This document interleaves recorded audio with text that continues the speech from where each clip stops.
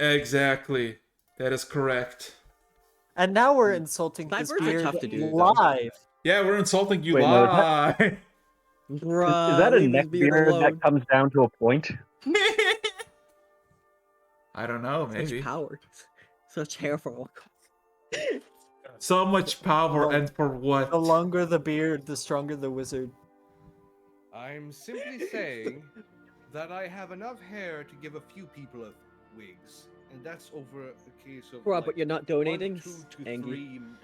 You could, I am not donating my hair. My hair is. you could People cut it. nowadays are just so Listen. selfish. Listen, you could cut off your hair and get like $500 if you donate it for oil cleaning efforts.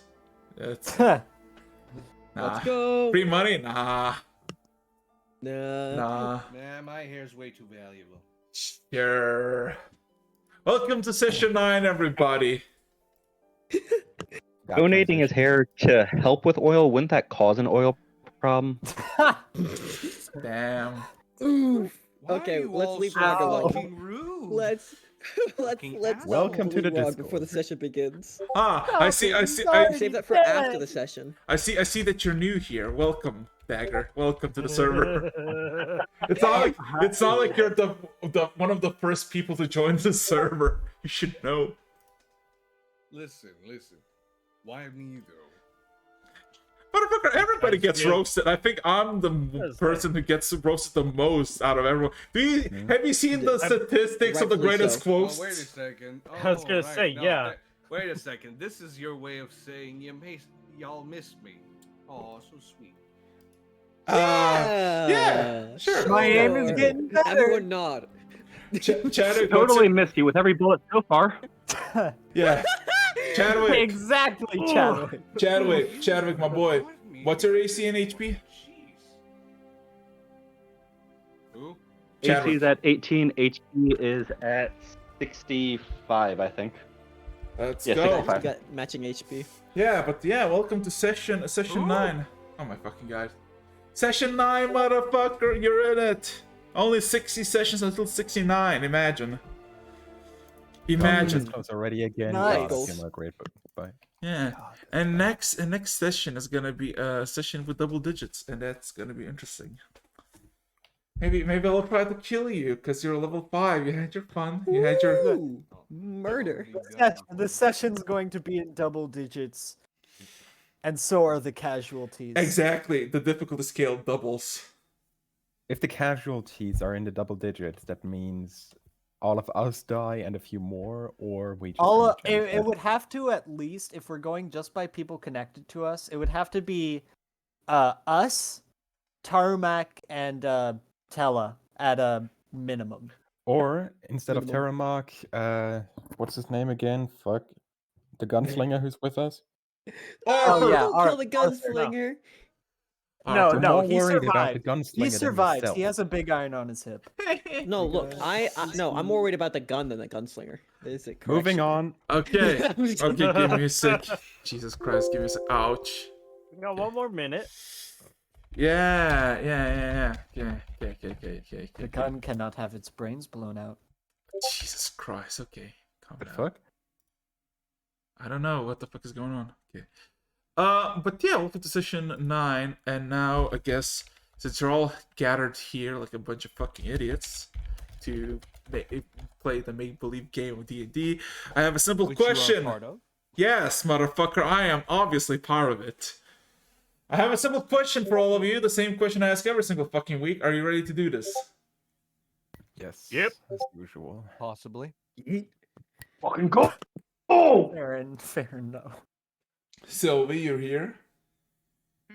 Let's go. So, last we left off, well, you awoken, had quite a little adventure. As Chadwick, you got teleported inside somehow, waking up with the rest of your party inside the Lucky Bear, not knowing how the fuck you got there. But that's besides the point.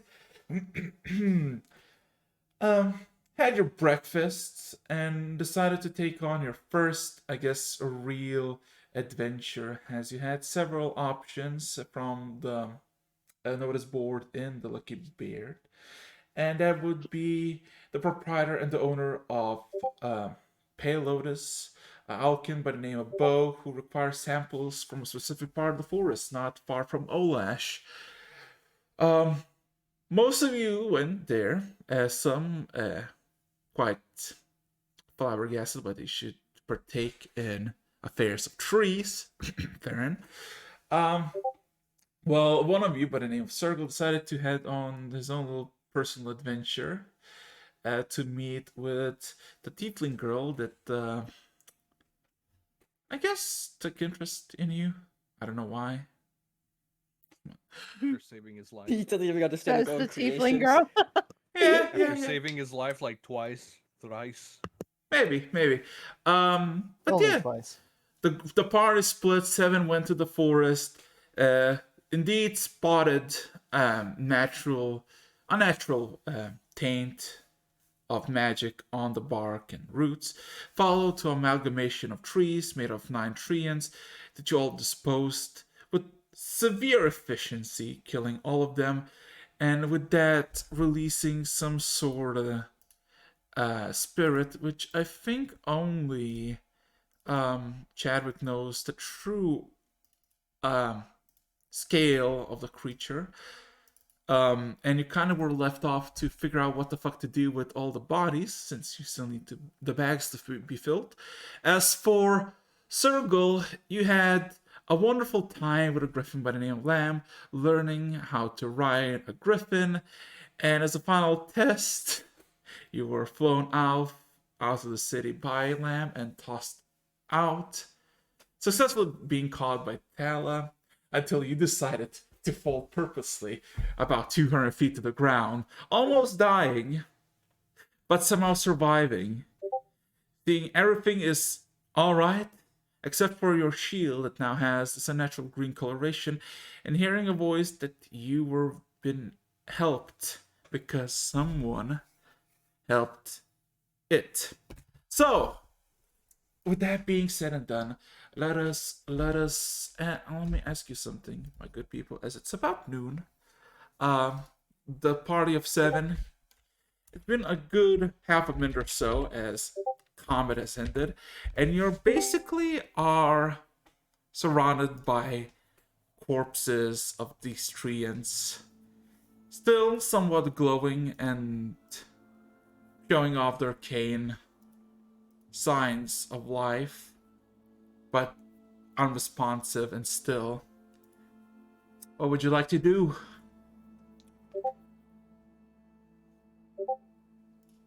So, what now?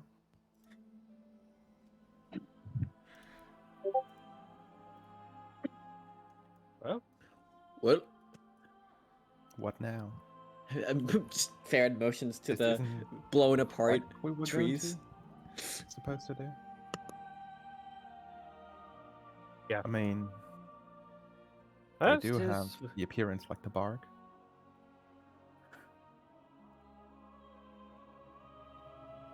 This is the source. Good. Might as well. Start gathering. Keep them separated by the color on the bark, just to be sure. Of course. So, to put it pretty simply, breaking apart the bark is pretty easy. There's no much resistance. How much are you bringing? Because their heads, in quotation marks, are good enough to fill a bag of the one that you provided. How much are you bringing it besides the bag, or just 7 bags in total as the Alkin? How much can we carry? Question, what do you have to, I guess... We have to roll to see how much extra there is. Well, Who has a bag of holding? Do we even one know? of None you... of us. Nobody. one- Welcome to low level. Yes. One of you, or any of you, roll me an intelligence check to figure out how much you could carry on basically you as 7 individuals. Chadwick horse moment. I have probably the lowest. Oh yeah. Also, for the sake of comedic timing, comes into the picture a familiar face of Arthur, who looks a bit confused I heard a commotion, but I see you handled it. Good. You're still alive. I went a bit away to take a leak. I didn't. He just gets quiet all of a sudden. Chadwick, Yeah. you have a certain confidence that you could, without a doubt, grab every single one of them, and I guess together, as there's quite a few of them split in half, and carry the bodies back home, all 9 of them, but it would take maybe 3 times the time for the additional weight. But if you want to travel encumbered, you could take like 4.5. Can I cast Enhance Ability and double his carrying capacity? For how long though? This is like over an hour from. Yeah, or but an hour. we're putting it to context all of you, not just him. Ah. Yes. Okay. Because they're like 200, 300 pounds a piece. Yeah. Given we're getting gold per how much we bring back, I think it's worth it.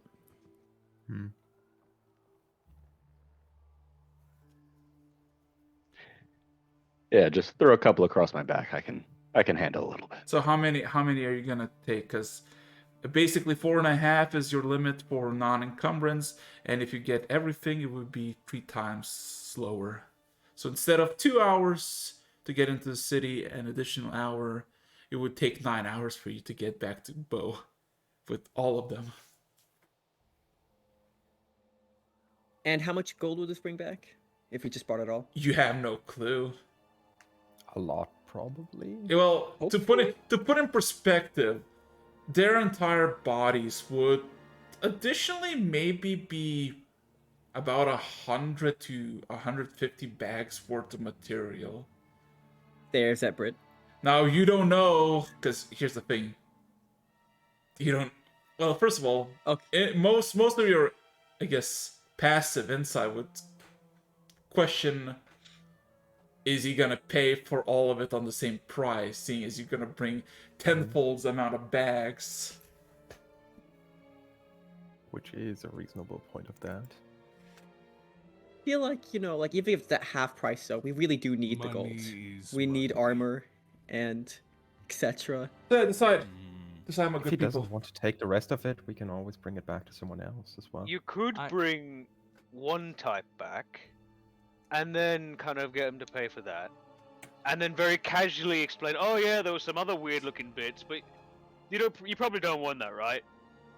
And then because he's interested in like the anomalies and the experimenty stuff, he can pay us to go back and get it. But really, we've got it outside. Do you really think that this person would be so inquisitive to get more samples than he already has? I mean, if it's a different color. I mean, it looks cool. Isn't I don't how think we can... looks around? Isn't that what they do? Isn't Different that- color, Actually- looks cool. Hey, Araxis, can I run a smithing check on these to see if they're valuable materials for crafting? Just in general. Roll me an intelligence check. All right. Can I get a hand with this, or is no one else capable? No of- one. I mean, Sad Smith moment. Taking Smith this it. from the perspective of an 18. alchemist. Maybe you kind of look around and kind of try to figure out. You saw that some of them were emanating, especially the one that was approaching Brit, was emanating fire. So assume if you maybe burn that kind of wood from this elemental, maybe you can achieve higher heat. Similar or Hey, maybe even higher than This coal. might be of some value besides for the birdie. We should consider bringing it back regardless if the bird will pay for it all. We might be able to sell it somewhere else. So, how That many does bodies? sound like a plan. All of them? I'd Right like to then, use get ready for a long haul. I'd like to use my cloak as a carrying sack. in a Fair way. enough. So, do I have a confirmation? All of them. Yes. Alrighty. So, takes you a good 10 minutes to basically gather the bodies one by one. Jadwick carrying the most of them, 2.5 of them. A lot of them are basically been splintered and destroyed, so no need to chop additionally. And basically begin your long trek home to All Ash to Bow, somewhere around noon for for 9 hours, which I'm not gonna say anything, but it went without incident. But Sergal, coming back to you, my good sir.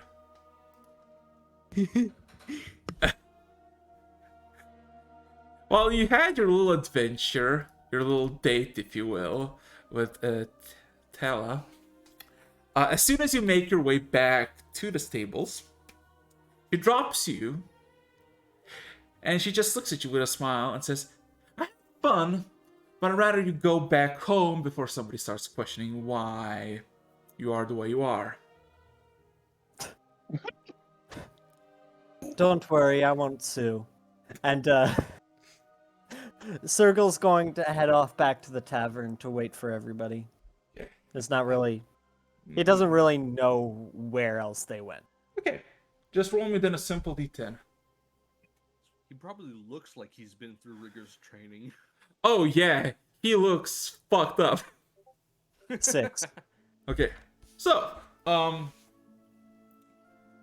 yeah, the journey is uneventful, cloudy, and the sky, but besides that, nothing else. You make back to the Lucky Bear. You see the familiar half-elf that you were greeted by breakfast. He waves you morning, or I guess at this day, noon. And just kind of quietly mills around the inn. Occasionally a person comes in, comes out to make sure, or to get a fill of drink or food. Just roll me additional d10 for Circle. See if something happens. Nice. So, I would like Sergal to roll me a perception check.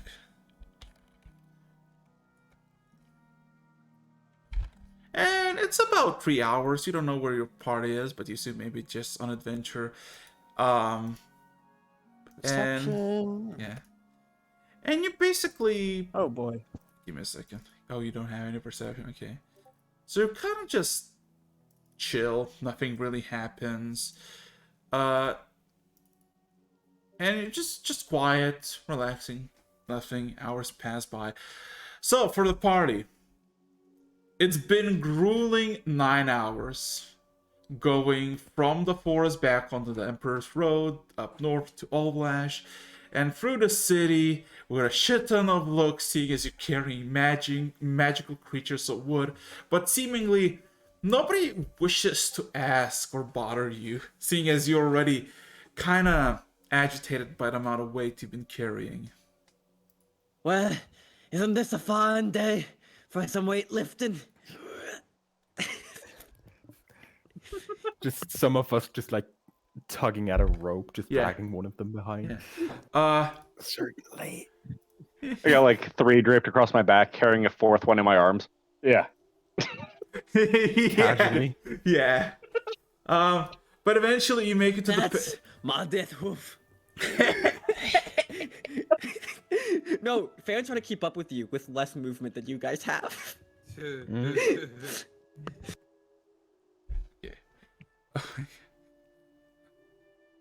I don't know what you did, Sergal, but okay. I expended a couple hit dice for the Okay. short rest. Healing. Yeah.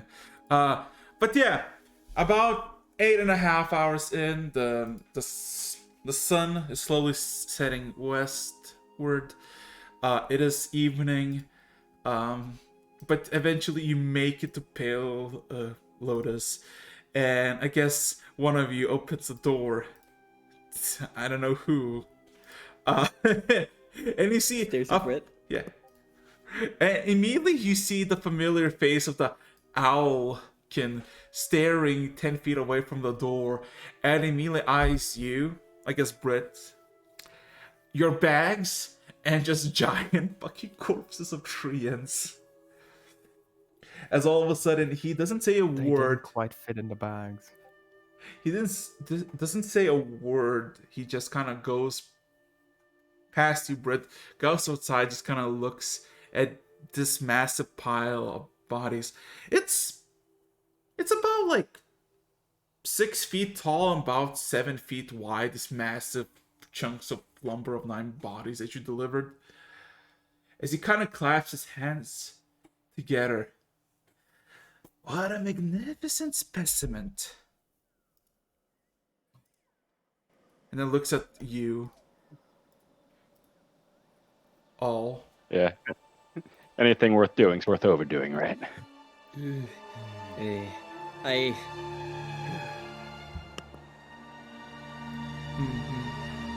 So he all of a sudden just kind of approaches the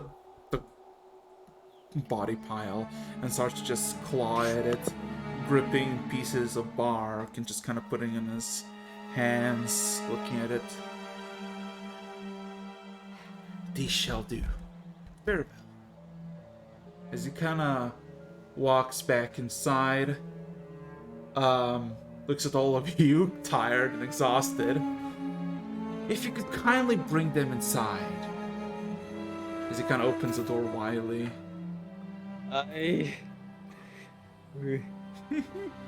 Will do.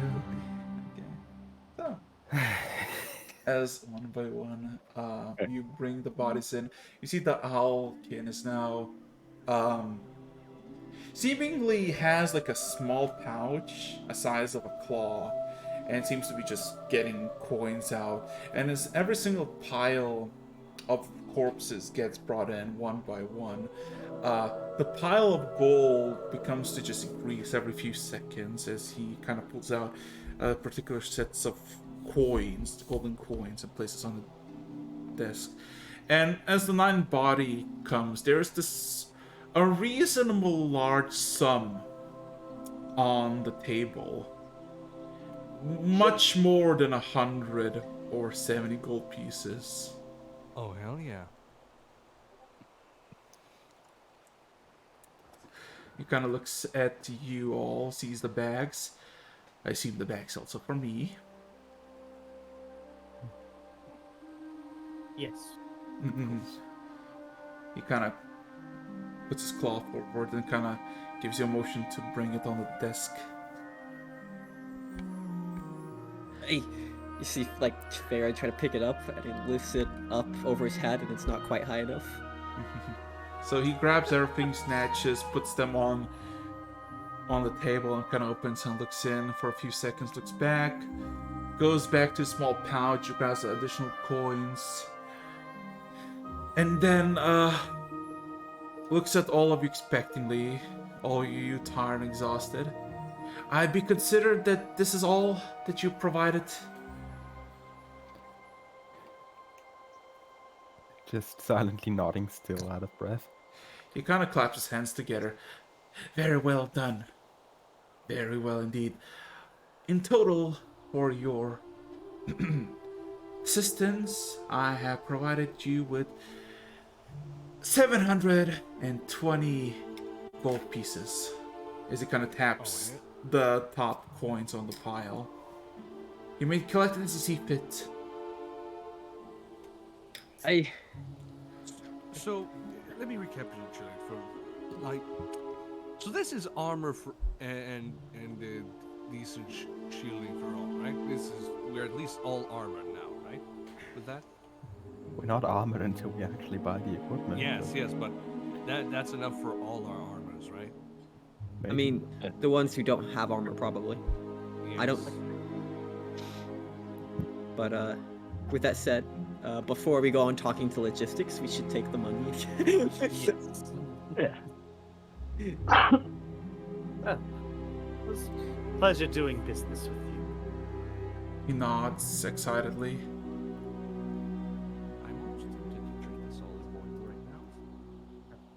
I am holding on to it. Alright, I take it all, and it's like, oh, we don't. Unless you have any more further business to conclude, we shall be off. Not at this time. But if you would wish to browse my goods, please do. Oh, do you have any hair gel? I point to Chadwick. I do not know. What is this hair gel you speak of? And then looks at you. Simply needs a few ingredients, and I could make it, as I usually do. Yeah, you just kind of been slacking, bro. But I got you. Thank you. I didn't have the ingredients, nor the money to get them. Aye. All right. We'll get things done then. Anyway. Thank you, Dagger. I am going to drink. Gets up. He starts walking out of the. It is late. Like it is about 9ish p.m. I did want to. Oh, is the gunslinger with us? Yeah, it is. He carried his fair share. All right, we have to divide it up a bit differently. I would have loved to ask Britt if I could take a small sum to actually get the items for the hair product while we were in the literal herb shop. Yeah, just take it from my cut. It's fine. Right. How much would have that been, Araxis, for the proper ingredients? 2 gold pieces. Gelatin? Good. Write that off from your share then, Chadwick. Okay. I don't even know what that is. So, I assume you all go to the Lucky Bear then after your little transaction, or where you go somewhere else. Any of you? Oh, I think we're good. We need some rest. And now Fair. you need to start. We all start Yeah. cooking. You are. I would near- go back to Lucky Bear, but I have to live in the stables. Fuckers. Okay, give me a second. Du-du-du-dum.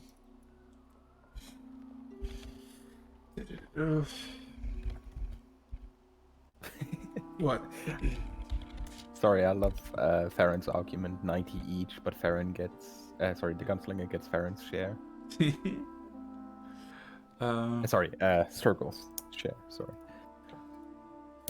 Mission failed. So, Get him next time. So question for Sergal. It would be an hours upon hours in the Lucky Bear. Would you just been chilling on the first floor, just minding your own business, waiting, or would you been off somewhere? Probably for the first like hour or so, he got himself like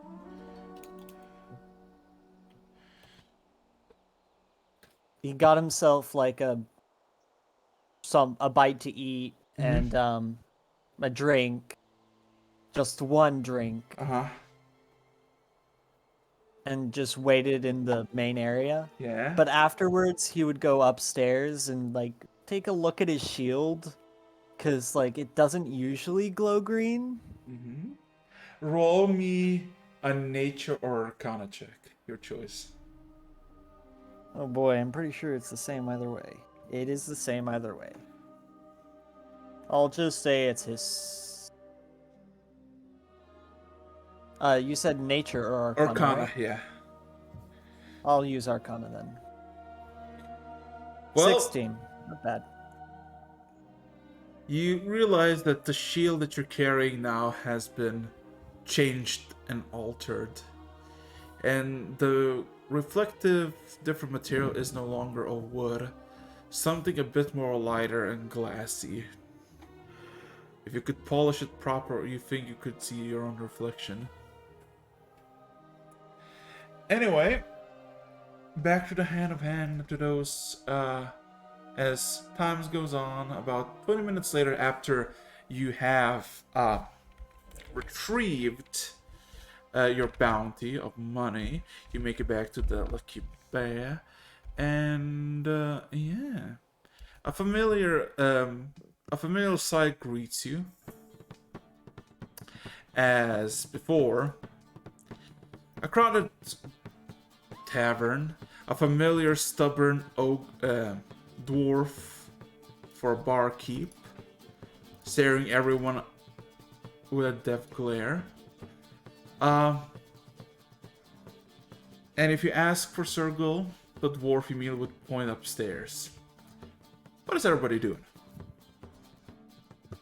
I look over at the gunslinger.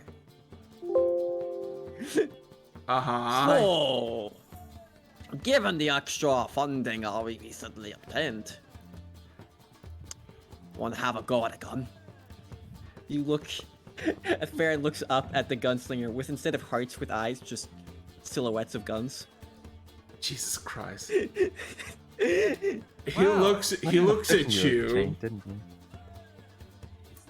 There's a bit for you. Daggers, you're staring guns.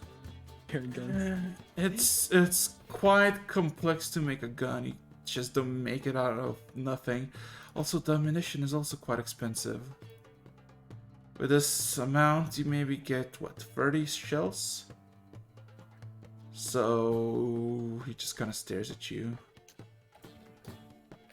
I would say if you have like 260, 270 gold pieces, maybe something out of bronze. He kind of nods his head. Something that could be manageable to be made. For later investment then. How about for tonight? He pulls out a blueprint. We designed something fancy. I have a Roll me feeling a that this is gonna go off persuasion check.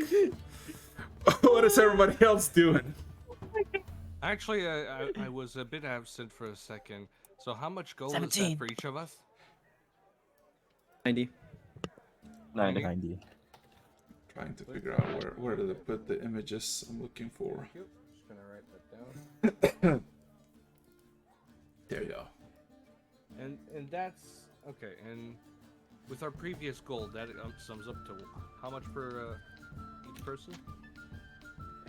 If we're redistributing, it's best just to say how much money you have at the moment, and then we'll redivide that if you want to go communism. Listen, I just want to know, because remember, you packed the gold to me that I had to give it back because we were pooling all that together. So, not sure anymore. Our money, comrade. Yeah. We all had like, what, eight gold pieces at first? No? So yeah, figure out what everybody wants to do in the evening. Is drinking, gambling, and quite other activities can be found in this tavern this night.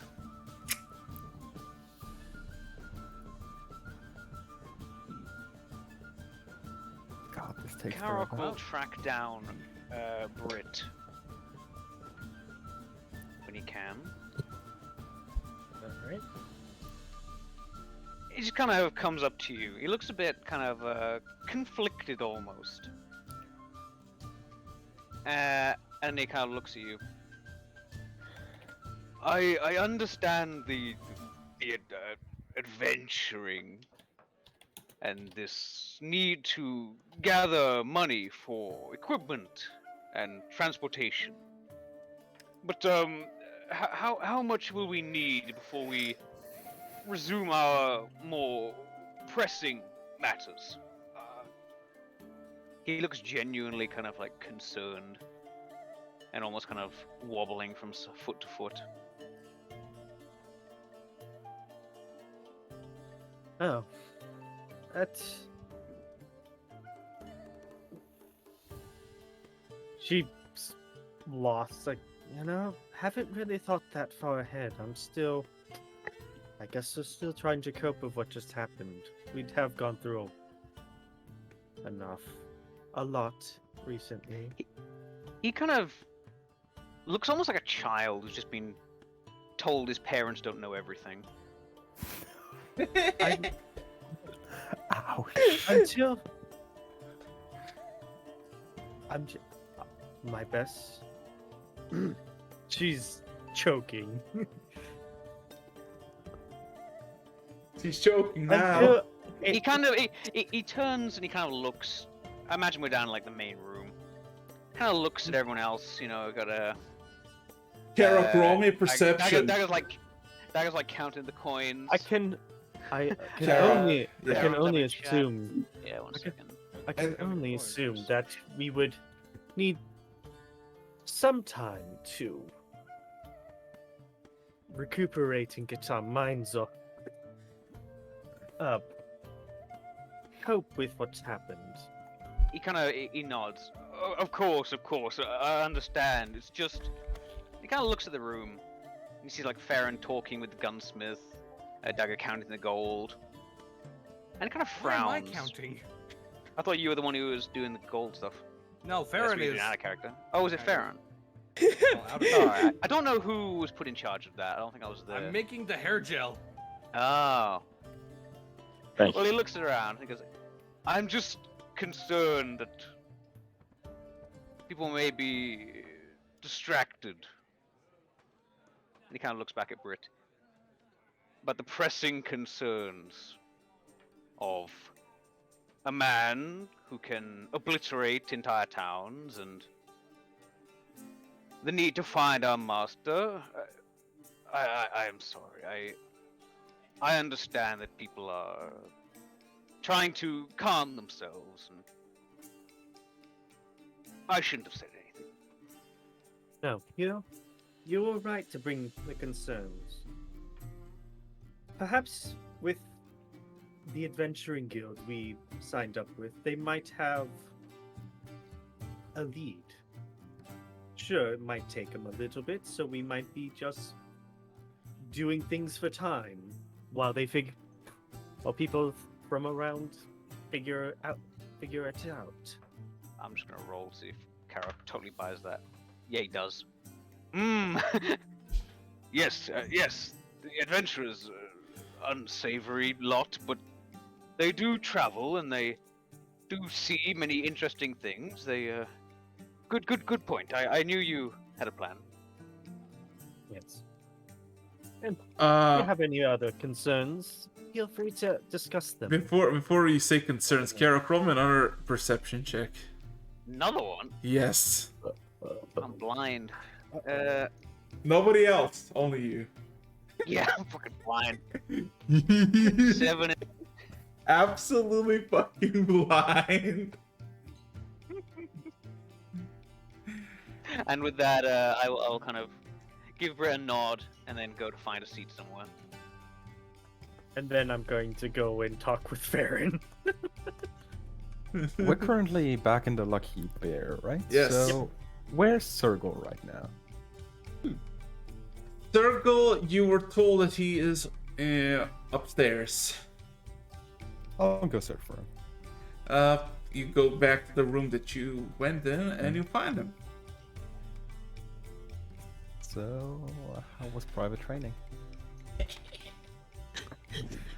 Let me tell you something. Hmm. Griffins are harder to drive than they look. Right. Where did Farron get a griffin from?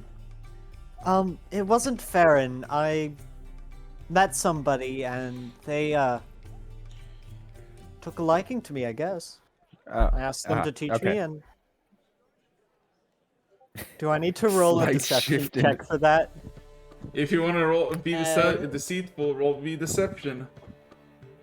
It is technically true, but I count it as okay. I'm believing you. I trust you. You trust. How dare you trust him?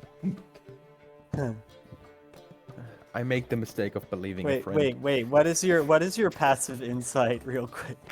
Passive insight, like 12 or something. Yeah, 12.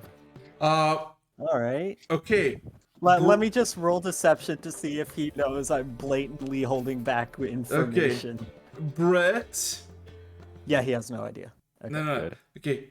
Brett, Chadwick, Theron, and Sylvia, roll me perception checks.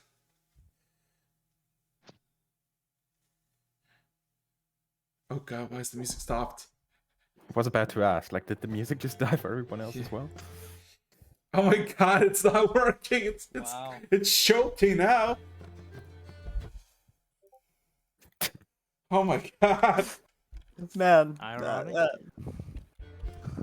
the music decided to choke on their drink while I lied. The music is bad at Yeah. keeping secrets. Probot, You can't tell them. Nobody can know. Jesus Christ, why is that not working? They're gonna find out. No, it'll be fine. It'll be fine. They're gonna find out. Nobody needs to know. They're gonna find out.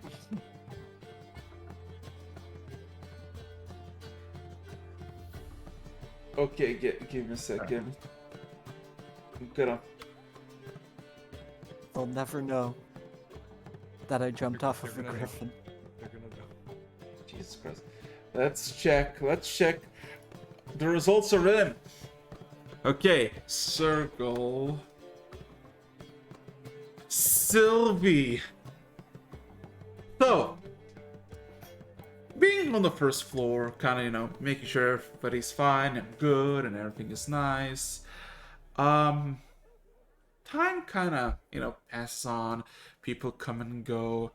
And then you spot these interesting individuals who just kind of walk in to the Lucky Bear, take like 10 or so steps to look around. Completely masked, medium size, about 6 feet, adorning these metallic helmets of different design. Just kind of eye everything out, and seems to be just staring at Arthur, your gunslinger buddy, and Farron. He looks at the barkeep, looks at the fire, looks at the ceiling, and then kind of one by one walk out. That's suspicious. I'm just gonna. Give me a second. I'm just gonna quickly this image out on stream. Don't be suspicious. Don't be suspicious. So, Sylvie, what are you gonna do with this information?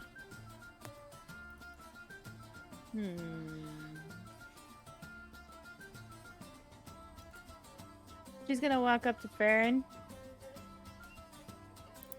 Do you know anybody with masks? And just see, oh, this is where the trigger. What? Sorry, what's Sylvie? Do you know anybody with masks?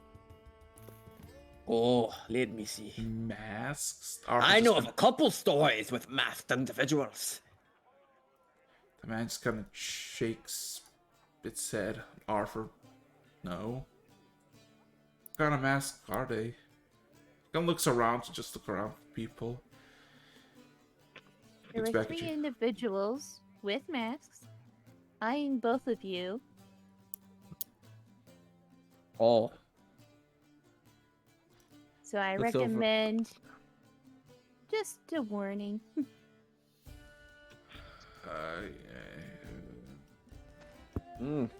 don't like that. Mm-hmm. Arthur just looks at you, Farron. Something is afoot. Oh. Go on, my gunslinging friend. Gut feeling?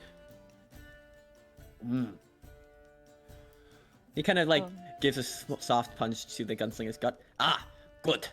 Trust your gut. Let's see. It could also Masks. be indigestion.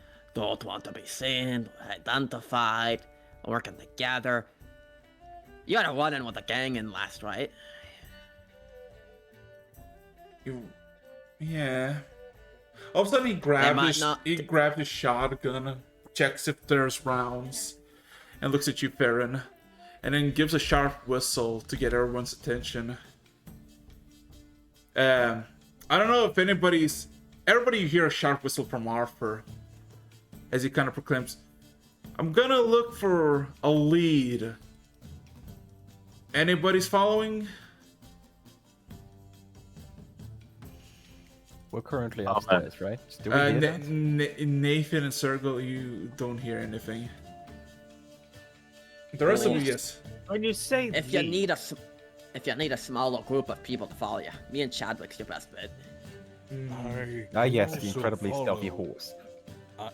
I can also follow stealthily.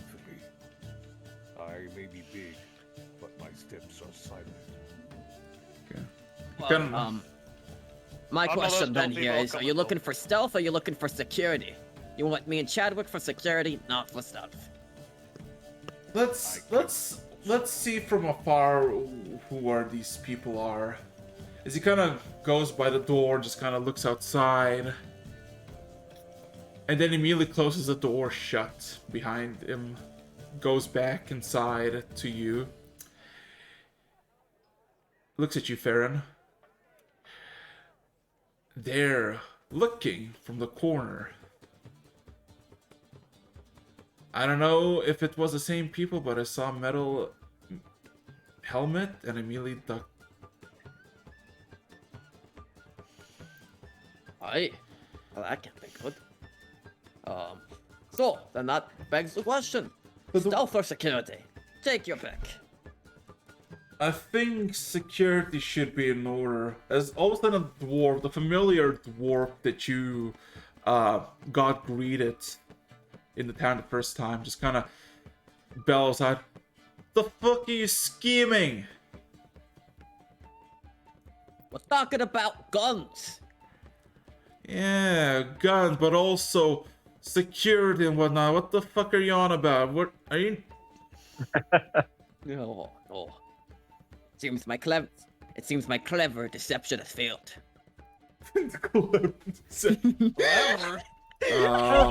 We just found there's some questionable folk came in here. We're just making sure that they don't cause any trouble. He kind of eyes you all, nods.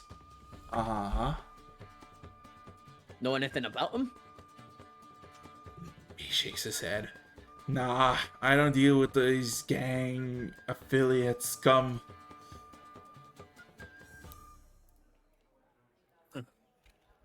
Alright then, it's settled. Me, Chadwick, the gunslinger, will go down to security. Everybody roll me another perception check. What?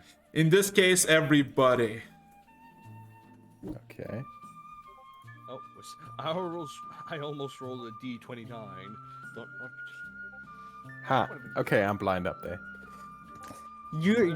I nearly rolled a 1D 120, so That would have been funny. I guess that's yes, I rolled a 36 on a 20-sided dice. That's without What? modifiers. I did it in the wrong place. Hold on. Okay, let's see. Maybe this will work. Let's see. Oh, very nice. Very nice. I like this. I like this very much. I like a Kaji. Anyway, give me a second. So.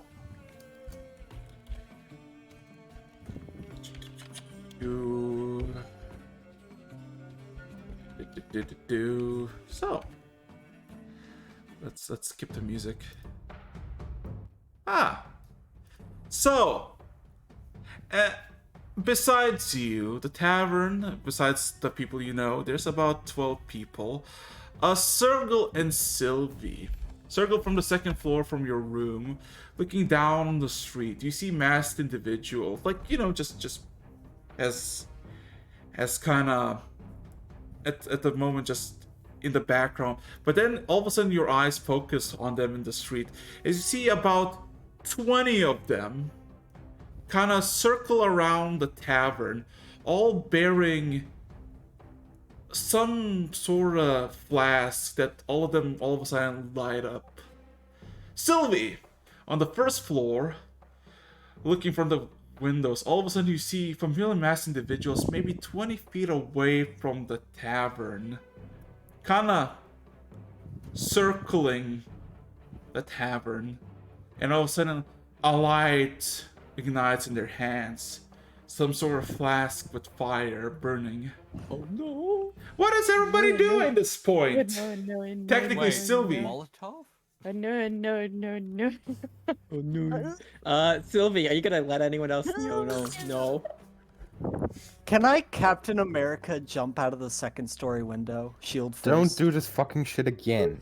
Hey, I have experience jumping from high places. Oh yeah. doesn't I'm make it pretty any sure better. you're very well healed. Again, no. Seriously, Sylvie. First second after seeing this, what do you say, if anything? Because not everyone sees that. I want to be clear. Yeah, only Sergal on second floor and Sylvie on the first floor sees this. So please choose your actions. Fire bad. Nathan, there's people outside with fire. Something's going on. We need to get down Drawing there. my sword. Okay. I Sergal is would- also drawing his sword and running down the stairs. I would like to Misty step next to the dude with the fire. Outside? Whoa! Yeah. Oh. Wait, do I see that through the window Oh. before I run down the stairs? No. Sylvie. Oh boy. He As just disappears. why? Sylvie.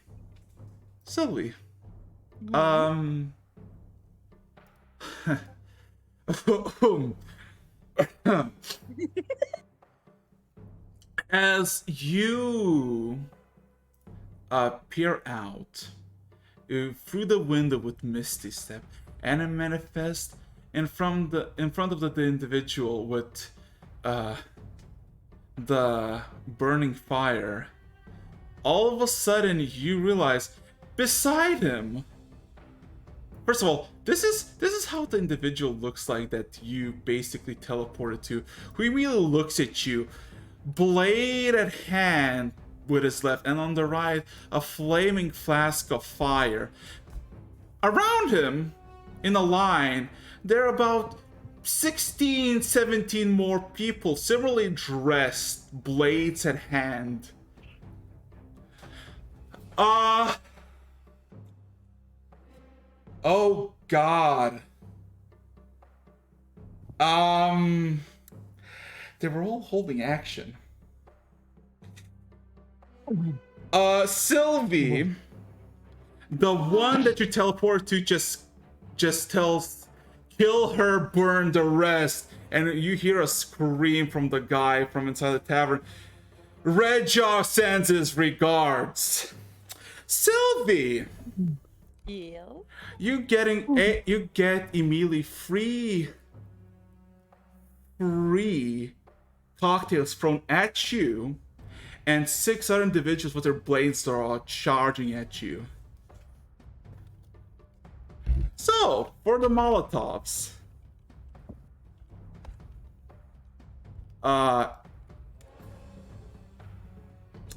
what's your EC, by the way? 18. Okay. So, is there a deck saves for the cocktails? No, they're just a hit. Oh God, so 2 of Bruh. them hit. So, let's see. So Oh, that I would see, be, I know what you okay, mean now. 4d8 plus 18. So it's up for 29 points of damage from the cocktails by fire, as 3 of them, out of 3, 2 of them connect. And 6 attacks with their falchions. Jesus fucking Christ.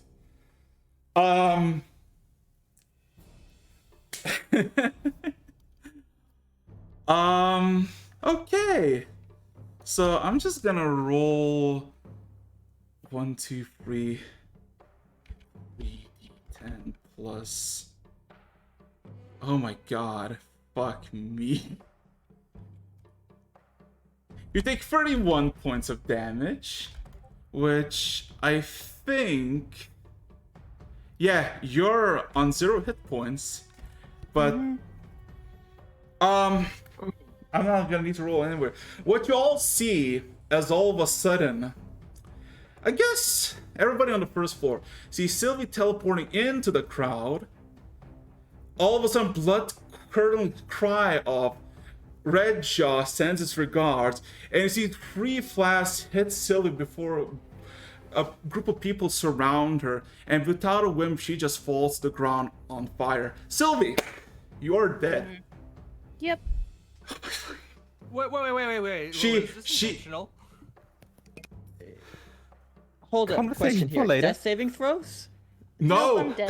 because besides the damage, she has 2 critical hits against her, and she's already below 0 hit points. She's dead. So, my good people, as for everybody else in the tavern, all of a sudden getting panicked as the entire tavern gets thrown from the first floor to the second floor with Molotovs, and a wall of fire appears at the entrance, so slowly but surely consuming the front part. The access to the front is not available unless you want to go outside and see a lot of them waiting with their blaze draw for you to go out on purpose. What is everybody else doing? I'm still currently in the second floor, right? Yeah, second floor. The entire place gets torched. This is not yet initiative, but it is round based. So everybody figure out what you want to do. Turn to the door. You have the back, right? Why can't we just go kill them All right then. as a group? Get on Chadwick. Cast Warning Bond. That's my turn. The dwarf all of a sudden sees the fire is ablaze and just takes a spit and says, I got a fucking back entrance. As all of a sudden he grabs one of the kegs behind him, behind the store, behind the counter, and starts pulling it or tugging it away, and kind of whistles for any of you. I need a little help for this. Going over and doing. Dagger and that. Brett. Boom. straight. Everybody roll strength checks individually or one with advantage. Everybody? Or the people... Those who are willing to help out the dwarf can roll with advantage. So, I'm in the upper Wait, floor. And these yes. guys get Sorry. fucking moonlit. Did I miss the strategy meeting? Are we actually running away? If you want to stop and have a strategy meeting in the middle of a burning building, you can do that. yeah. No. I'm actually asking why aren't we fighting those? Why If aren't you we, would yeah, like to why stop aren't we in getting character into and have a formation? discussion about it, you can. Well, you can, Sergo and Nathan, you can see that Sylvie did in fact teleport inside, got Torch and Massacre before all the Molotovs hit you. Basically, the walls and around you and kind of engulfs. You see, before the flame engulfs the view, that all of them seem to be waiting for you to get out. Blades drawn, and you see Sylvie is nothing more but a burning pile on the ground in the street.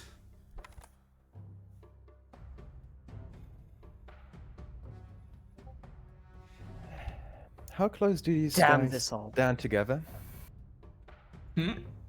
How close are these guys standing together? About 5 feet apart. But How many in a of them are line. there again? Intelligent About or 16. honorable about actively walking into an enemy's position. Okay. You can decide how many I actually hit with this. 5-foot radius, 40 feet high cylinder. I'm Uh-huh. casting Moonbeam, hitting as many as I can, and then I run away. Oh god. Well, from the Constitution saving throw for all of those affected. from above 40 feet, 8 people would be dead. Give me a second. Con save, right? Constitution saves for all of those guys. Okay, 8. The con save, so 5. What's the DC they need to beat? The DC they need to beat is 15. 15. Okay, roll damage, I guess. So, all of a sudden, And then I run. Downstairs trying to find the rest. so as the entire goddamn, as the entire storefront gets engulfed, all of a sudden just a massive beam of fire from the outside burns, as all of a sudden everybody scatters away from the beam. As the one in the middle, the one that had Sylvie the closest, also looks at the beam, nonchalantly walks out of it, looks at the window, and looks back at everybody else around him and says, "Prepare another one!" As all of a sudden everybody grabs another flask and start to set up for another volley.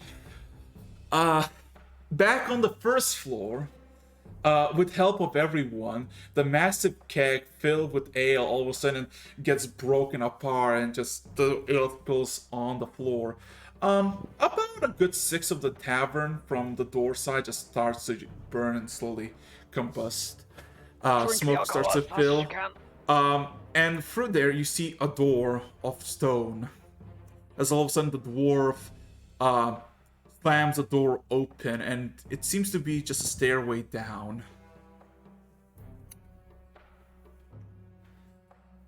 Needed to update this for a while, sorry about that.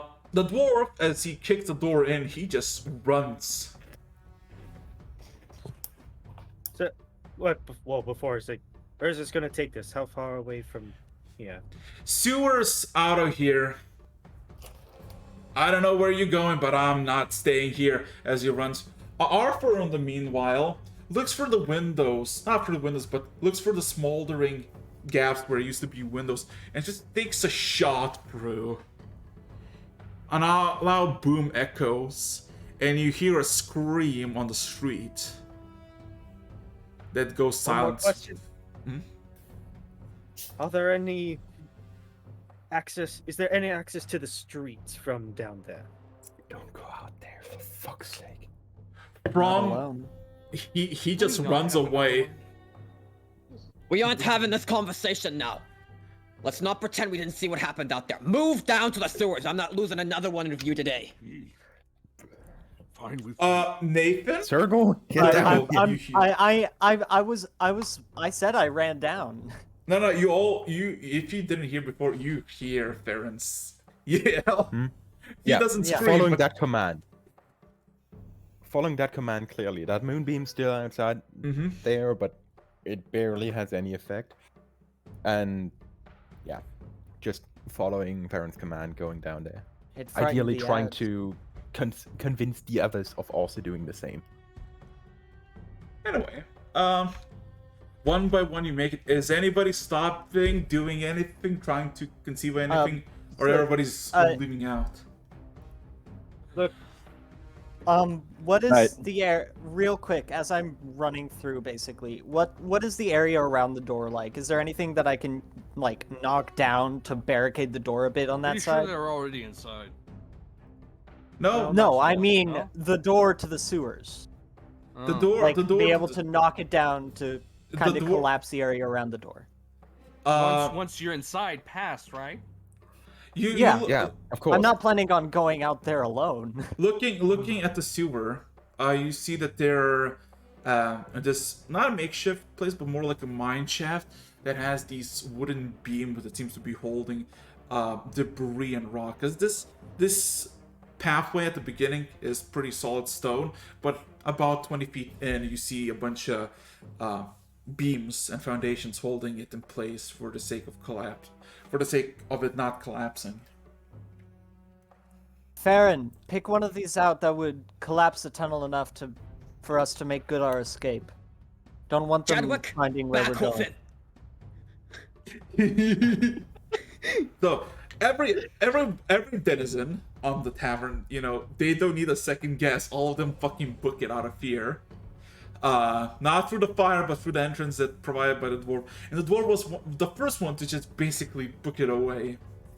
Arthur come with? Arthur is taking pot shots through the window and just fucking shooting people. before you hear a singular word, a volley, as... Let me just quickly check something. Wait, Arthur's not going through? No, he is going through, but he He's seems stalling. he's stalling. Yes. Oh. Okay. Sergal would be like right beside Arthur, kind of like holding up his shield to give him a little bit of cover, trying to catch any like possible attacks on the shield. Well, nothing happens from, like, nobody charging in for the door, but all of a sudden you hear just a massive shattering of glass everywhere, and the fires become extremely lively and they spread. You basically see this pouring oil liquid that goes on the floor and spills out, and the fire immediately follows through. From like a fifth of the tavern, all of a sudden the third of the tavern is ablaze, and the hot is immense and painful. With that second volley, Arthur fucking bails through the entrance that was made by the dwarf. Sergal takes one last scan. Nobody else is left in the tavern. Nope. Everybody's... He goes. Oh, you know what? Just roll me a perception check. Those who are staying still, not running in, but still staying in the first floor, roll me a perception check. 18. I damn well hope no one else is stupid enough for that. We're not talking like walking by the door and waiting for something to come out, but like those who are making sure everything's that you're the last. I'm making sure y'all be going through. Yeah, Bert's got the back. We've got the front. So we're at. Well, Sergal was also at the back. But I'm like right next to the entrance, so. Yeah, Bert's just making sure no one's left behind. That's all. All good. Same with Sergal, I guess. Understandable. Okay, so Sergal, Brit. All of a sudden the fire intensifies, and it's literally several bonfires in the place. For a few, I guess half a minute ago, it was just normal everyday tavern. The door kind of breaks down from the heat and bends over, and one side just falls down and gets catching fire. And through the flames, you see all of them slow but surely approaching step by step towards the tavern with their falchions drawn. And because of the moonbeam from Nathan, you see all of their silhouettes, these leathery, like these patch leather clothing, black metal helmets, and just all of them walking in unison, blades drawn. Circle in the center. You see one individual that has... Well, you saw him by Sylvie's burning corpse as he gave an order for a volley. And you see his eyes through the helmet in the deep, dark abyss is gleaming bright orange, squinting at you through the flames.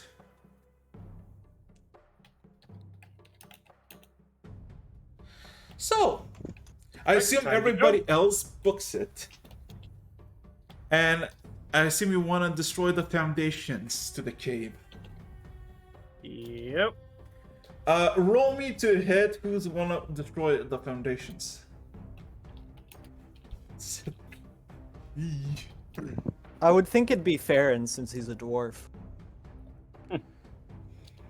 Knows that structural stuff. Hashtag dwarf things. It's not a short joke, it's racial profiling. Completely different. Understandable. Yeah, so roll me to hit. Alright, if no one else is gonna roll. Oh. I'm already in. Help with that. Oh, I'm sorry. What were we rolling? To hit Just the roll to hit. foundations, to destroy the foundations. Oh.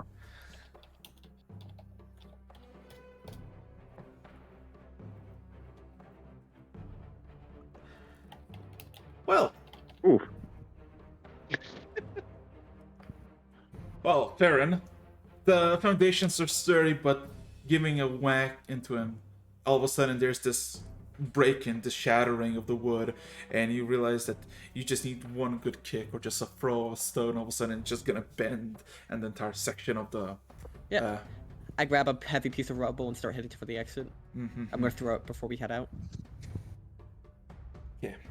It'll give out by itself in a second, but just to make Everybody flees, I assume. No final words, no final shouts, screams, no farewells. Okay. No. You know what? How about this one? Like you're talking, screaming back at the thing, right? Yeah. Yep.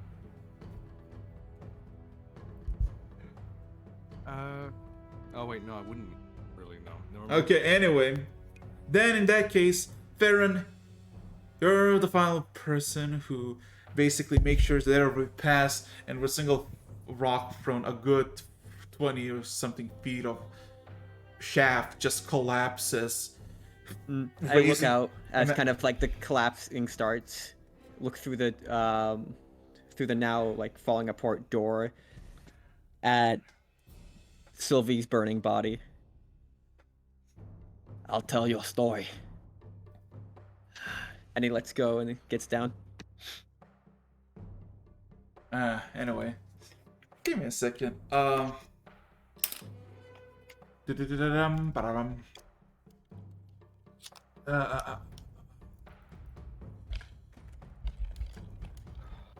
So, going into this place, all of a sudden there's quite a bit of darkness. You're going through a tunnel that has been dug out pretty decently, all things considered. Give me a second. I'm just gonna place this and play this. Okay. So yeah, oh god, no. I skipped this again. God damn it. Here we go. So going through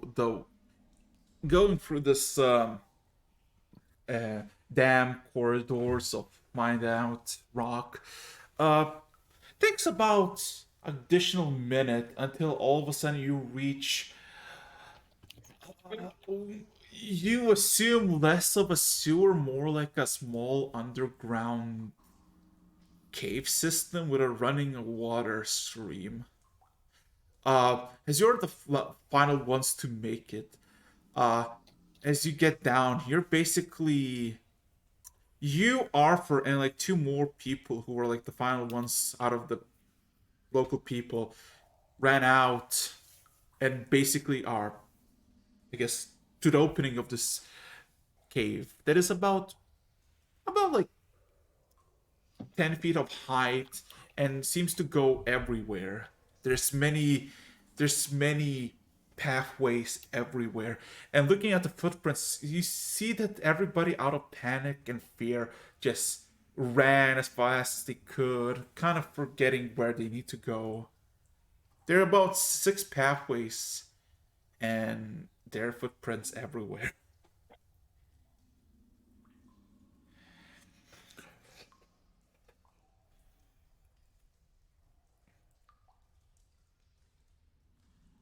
Always go left. Yeah, straight up to the left. Just gonna move. Dagger raises his small and bashes into a wall. Out of frustration. A second. Nothing else follows. Well, as you see the two other people, immediately just as soon as you say Karok, always go left, they immediately book it left, and Arthur, probably the like maybe 6th final person who came down, he just looks around and tries to like grab something from his body, and just says, "Shit, wish there was a light somewhere here. Can't see shit in this." Screams come from the left. Are there screams coming from left? No, just you can hear echoes. It is safe.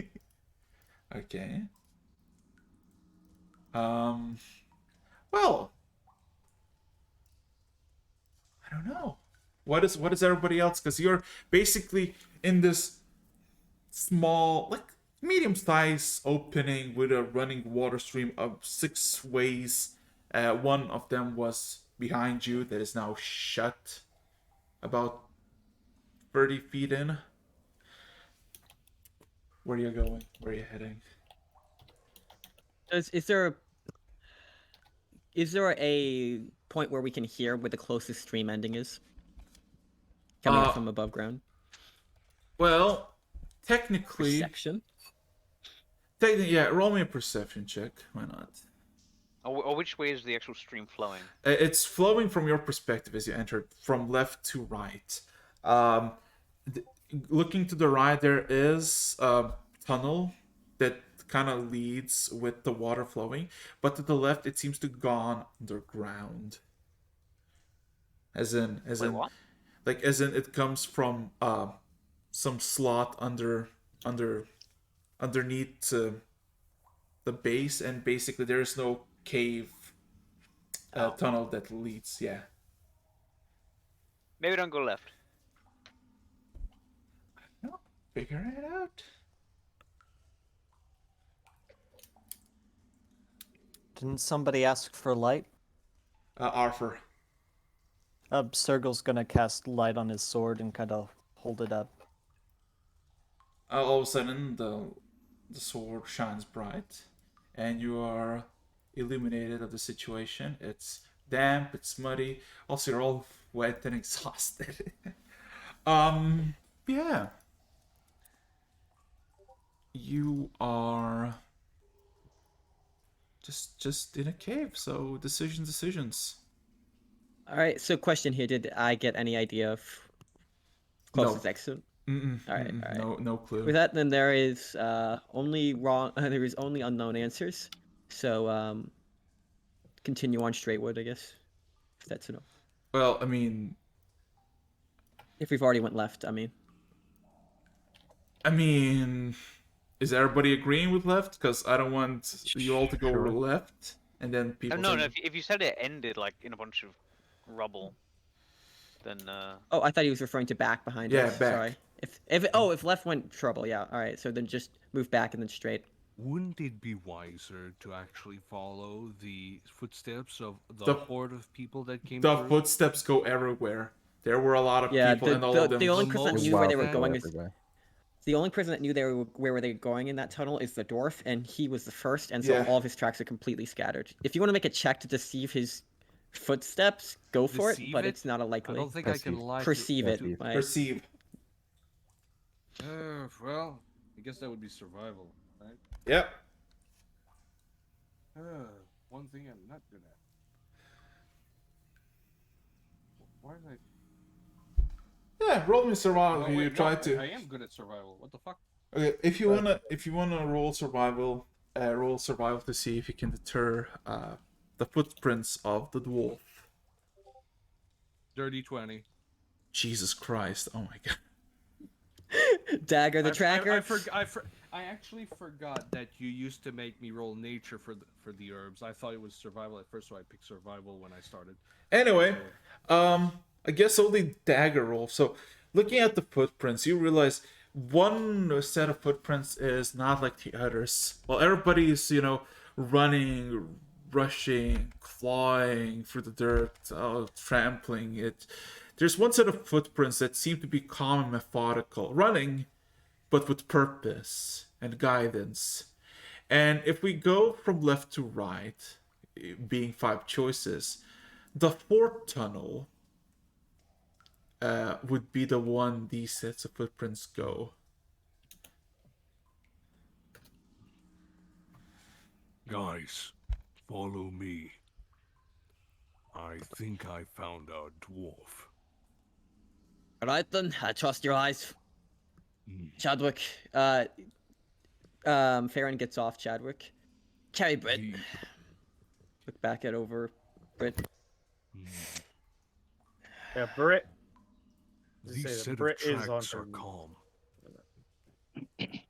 Besides those tracks, you see 2 more pairs that have been basically running down the path.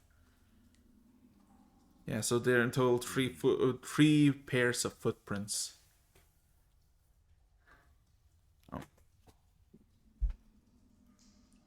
Okay. I'm following the original footprints of the dwarf that knows what they were fucking doing. Okay. And I assume everybody follows. Mm. Well, Yes. Following unless we say otherwise. everybody roll me a perception. No, you know what? This doesn't need to be. Walking for a good 5 minutes. All of a sudden you hear a sudden sound of metal. Like a thud of metal, and what seems to be a half echo of a scream, like a sudden scream with a sudden stop. Was it the dwarf scream? Sounded female.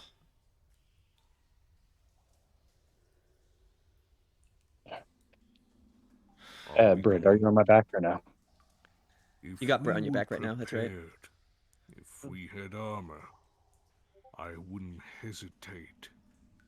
Not a single time. Walking for 2 more Keep minutes. walking. All of a sudden, there's a sharp corner to a left, and beyond the corner, you see a trail of fresh blood, and you see an elven woman squished to the wall by a bunch of metal spikes. Immediately, you see that there was a tripwire that has been set, and this lady has been basically pressed with maybe 20 or so feet long metal spikes against the wall with force.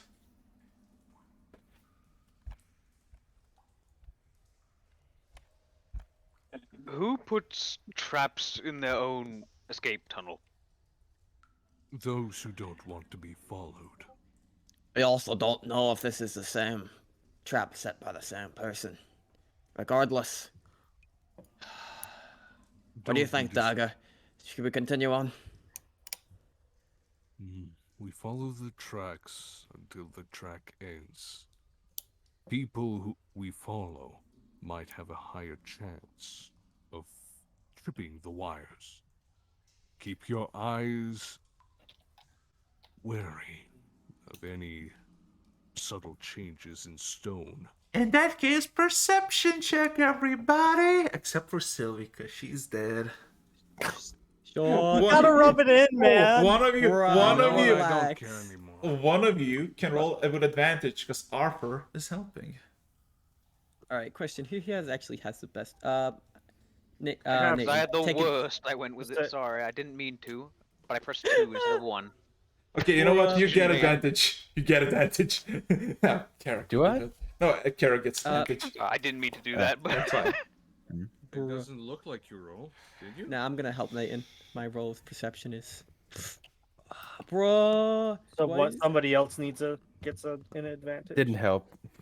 Dagger. I'm still stuck at 11. You savior. Dagger. He sees all. Say a dagger to save. Karak rolled higher. Didn't No, he rolled with advantage. Oh. Hold Yeah. on. Let's go. Come on, Britt. Maybe you I'll can. take that advantage since somebody else is giving somebody else advantage. So. Oh, okay. Nope. I didn't do shit. So you realize that this pathway that you are following kind of just becomes like this is a natural tunnel system. This is not like dug out. This is basically been a tunnel, probably not used for a very long time. Has like a good half a feet of mud that is kind of soaked by the humidity of the cave. And you kind of cross it and it's, you see the footprints. It's technically for all of you comfortable to cross even Chadwick as a centaur.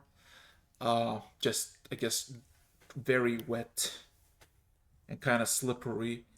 But about half an hour going through this tunnel, this singular tunnel with no option to go anywhere else except forward, you, Dagger, all of a sudden, you still track the footprints by the way, see a massive and quite for a few moments not visible, but as the shine of the light got closer to it, a distinct shadow through the side, from one side of the tunnel to another, there is a tripwire that has not been pulled. Looking around, you see that the tripwire seems to be going into the walls themselves, and you don't really know what it triggers. Careful, everyone! Tripwire. Oi! Oh, good sighting. I've only seen it because of the light. Now, be wary. Oh. Let's not trigger it. Besides that, it pretty easily all of you cross it. It's about 1.5 feet tall from the ground, so easily one step at a time you all cross it without incident. Bro, that's a waste wire. About a minute after this, continuing on the road, you hear another sudden scream echoing, a male one. Okay. Keep going, but just tell me what happens when I'm back. I'm being called. Okay. Be right back. Okay. All of a sudden, about 2 minutes in, you see a body with no trap this time, but a sudden and very visible scorch marks across the tunnel walls. Looking at the human, male, maybe in his late 40s, early 50s, completely charred, dead. You don't see a tripwire or anything that would trigger anything, but you see beyond the footsteps of the human that taken thus far, there's one set of footsteps going even further. What the fuck was this dwarf trying to escape from? Jesus. Arcane kind of explosives down here. Okay, I'm back. What happened? Are we sure this guy isn't the cause of this? What happened? Basically found out the person who got triggered a fireball trap. Or something of similar effects, yeah. Old man, dead. Glyph of warding. Body scorched, yes. At this moment, you've been in the tunnels for like 40, 50 minutes. Most of you are kind of tired because you did a lot of stuff today. And point of exhaustion is close within the next hour or so. So, You believe that we should rest in these tunnels or keep going? We rest here. Not like we can. There is traps on both ends of us. We only have one set of footprints to worry about. Do you believe the tracks will still be here by the time we're done resting? And we rest. There's nothing to move or erase them. Then you have your answer. Farron kind of just plops to the ground against the wall. Make sure you don't trigger any stones.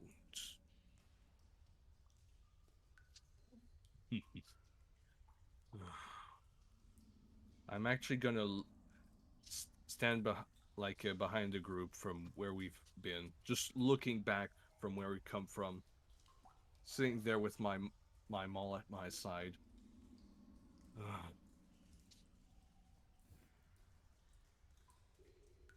Who's taking first watch? I'm... Perfectly timed. Farron kind of just gives a glance at you, nods, looks back. I'll talk about this in the morning. I'm taking second watch. Okay, so who's taking the first watch? Me. Dagger.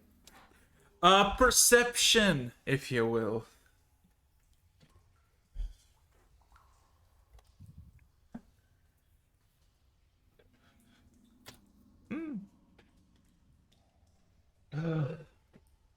It's a kind of setup.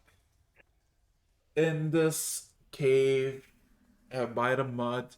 There's a lot of mud on the floor, but also by, I guess, closer to the walls, the mud slightly gets put down as there's, I guess, places to sit, somewhat, technically.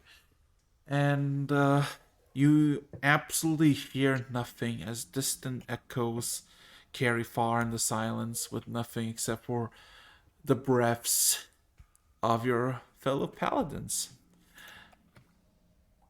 Um, but yeah, with that, your watch is over to 2 hours. Who else is gonna join in?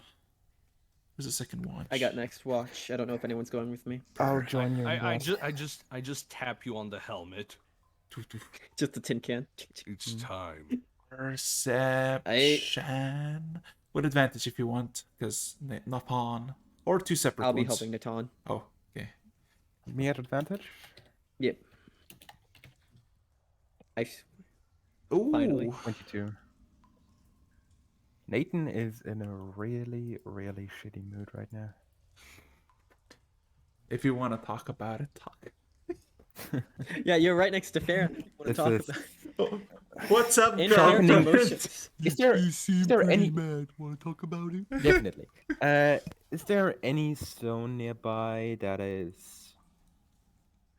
could be used as a sharpening stone? Like just a basic wet yes, stone? plenty. You need to just look around for the mud, but eventually can find. Yeah. Very well. Spending my time sharpening the sword.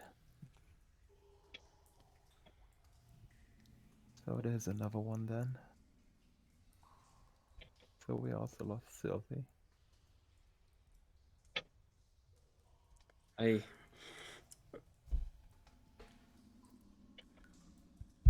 Just why?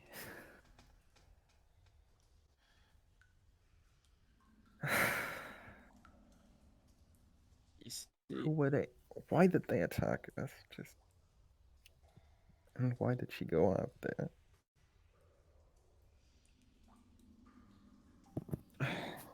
Sylvie's never been the one to gauge danger. She looks out with enthusiasm to the world, with almost a naivety. It was one of the things that made it refreshing to have her around.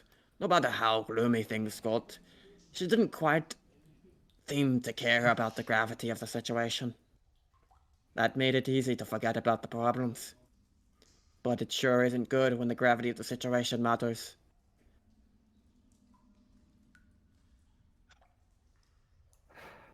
And now it cost her her life. Question is, does Tarumak look upon us again? Tarumak chose Sylvie. I have every bit of feeling that this, no matter how cruel it was, in some way or form, was bound to happen eventually. Losing one of us on an adventure we proposed to. It's a miracle we're all alive right now. Death has already taken our souls once. Let's not pretend like it didn't happen. It merely just caught up with Sylvie. We weren't meant to die then. I'm pretty sure we weren't supposed to die here either. And still, it took her. You don't get to choose when you die. You only get to choose how you live. Sylvie lived how she wanted to live. She had no regrets. I know that. The only regret she would have is if we fell apart because she is no longer here. You want to honor her memory? Hold your chin up. Accept the pain. It's going to hurt. But it's going to hurt everyone more if you dwell on it forever. So for now, feel it out. Let it wash over you. And then shake it off. And remember the good times.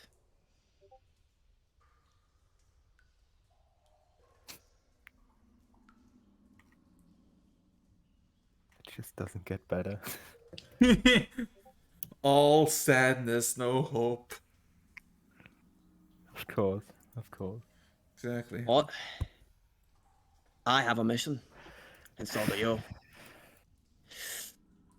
You see, And still we are sitting in a trap tunnel under a bar after being attacked by a group of pyromaniacs. but let's see. Hey, Araxis. Yes. Question here: how familiar is Farron with the backstories of the archipelago characters? Roll me a history check. All right. Can I roll with advantage because of story based? Yeah, sure. I'd say sure, because... Okay, so, you know basically the impromptu story of a bunch of random individuals to become defenders of the world, one of them becoming the king of the archipelago. And you basically know a lot. A lot. Like, a lot. Let me tell you a story. Oh, God. Motivational speaker. Motivational speaker. There was this tale about Ken shooting his girlfriend. I'm pretty sure that's not the story he wants to tell right now, but... It's like that fucking ugly barnacle sword from SpongeBob. That didn't help at all.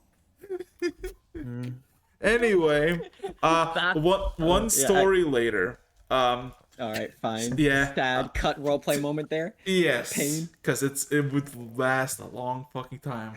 Also, everybody knows. Challenge. Yeah, everybody knows the archipelago story. Smiley face. Anyway, 2 hours pass, and you realize something, Farron, that you're probably deep underground, seeing that you don't hear anything going on the surface. Like you hear nothing above you, so you're quite deep down that you cannot hear anything. But besides that, everything is cool. 2 hours pass, not a single incident of any kind. Who else would be doing the,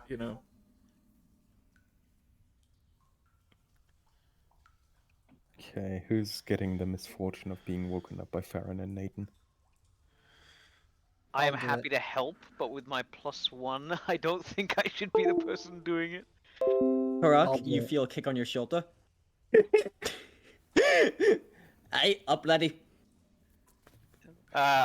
He rises, no issue, no complaints. He rises.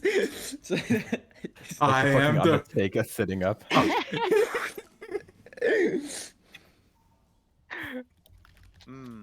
kind of slap my face, wake myself up. I look just around, squinting, can barely see anything anyway. I will do my best. That's the spirit. Farron leans against It's the wall. the effort that counts. Except if I don't do it right, we might die. But it's the effort that counts. Okay, roll me a perception check, buddy. Fucking hell. I have not got a roll above 8 today. 1, 2, 3. Do you believe? Do you believe? No. Oh my god. He believes, but he believes. A question. Can I just ask you, as a I guess, Karak, just is the reason why you fail perception so much because you're like sob crying like a kid who were told by their parents like just tunnel vision. I know. Just constantly like looking around in the dark, can barely see shit anyway. She's just like a slightly weird rock, and he just forgets to stay on lookout. Just begins looking at the rock, being like, Wait, could remind this me. mean anything? Remind me. Half-orcs have dark vision, don't they? No?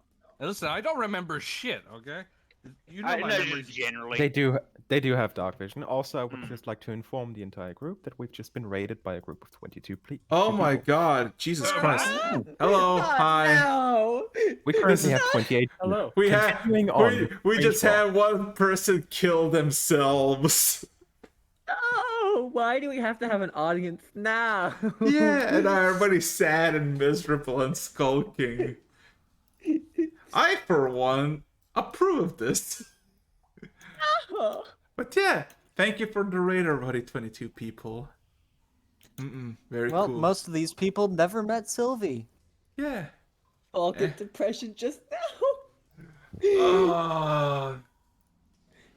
Well, let's see. What kind of music I can pop up?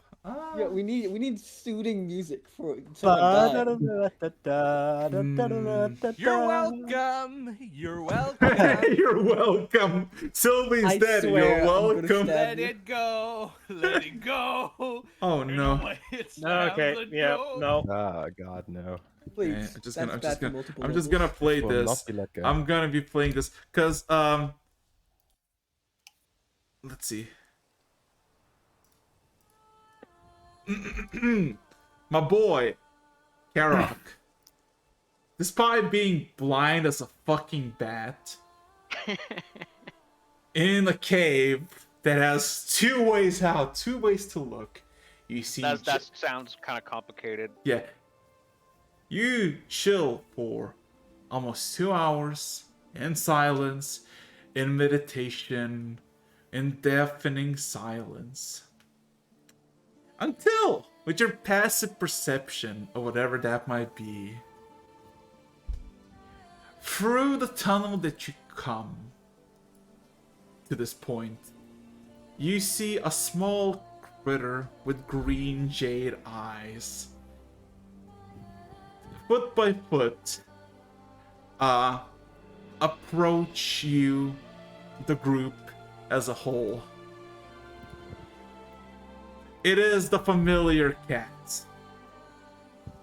The cat from the inn, the very first one that you got thrown at the next day, by the tree and camp that you sat down, the one that can speak now is in the cave with you, as it kind of observes all of you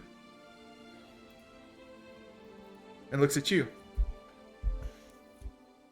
Who is the nearest person to me? In that regard, it would be technically Chadwick or its tail. I'm just gonna stare at the cat with like squinted eyes, suspicion. Do you know anything about what's going on up there? Massive fire broke out in the streets. Many are wounded, a few are dead. One of them includes a satyr that you all know.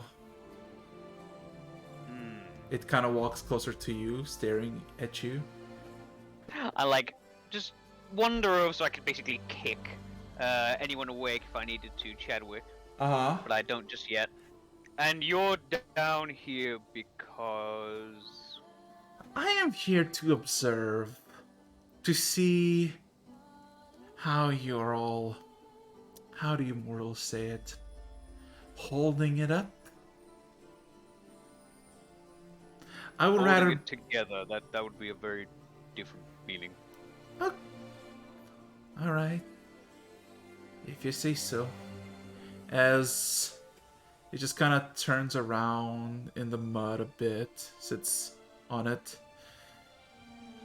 This mud is awfully cold looking at you, it says. So It's do better tell... to be cold than die of smoke inhalation. I would not know, for I never took a breath. But do tell me, oh great and mighty Karok the Zealot, how are you holding up, knowing that this city is out for your blood?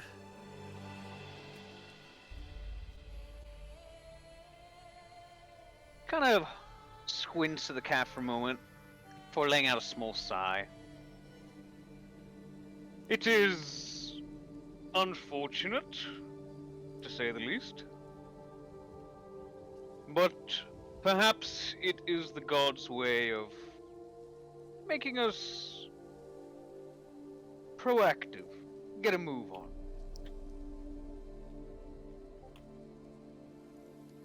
Kind of shrugs to himself. Then again, perhaps that is hopeful thinking. Indeed, hopeful. Glad to see that you're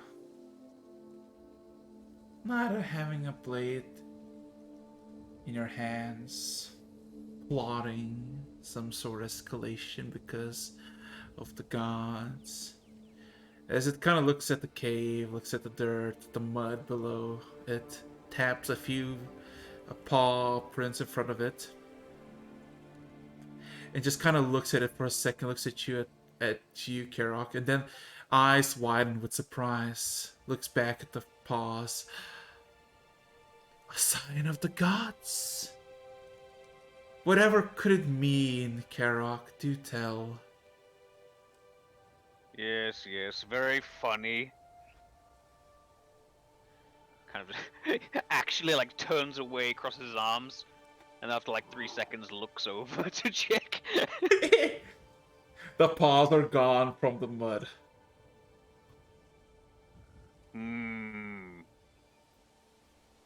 Looking behind her, do you leave footprints? You look behind her, you see that she doesn't. Yeah, that's magic, trickery, not the same. If you say so. Kind of just angrily looks at this cat, arms crossed. What are you? Unless you answer, I am to assume you are a trickster. Some sort of magical deviant who likes watching the suffering and efforts of others. I don't know. What are you? From your perspective, I am the greatest and most powerful goddess that you ever laid your eyes upon. But for my case, I am but a humble messenger and a servant of my mother. Sounds oddly familiar. Oh, because you also have a father figure of sorts. The old demonic Tarumak. It kind of snickers to itself a bit.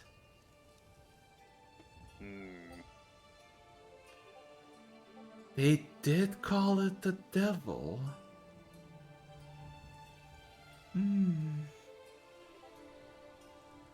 Have I read anything that says that? You have absolutely not. Tarumak is kind of the opposite of a demon or a devil.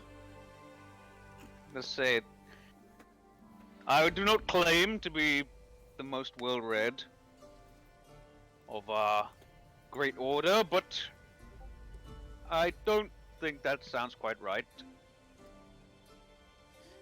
Well, perhaps you're confusing him with another dragon. The dragon.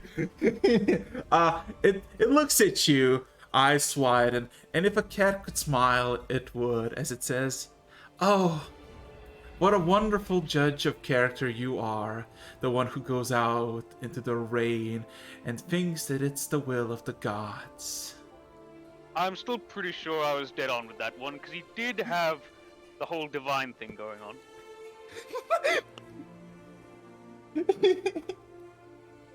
I was on the right track. Roll me a persuasion check. Persuasion check. Oh, fuck. Persuasion. I'm gonna make Karok miserable right here.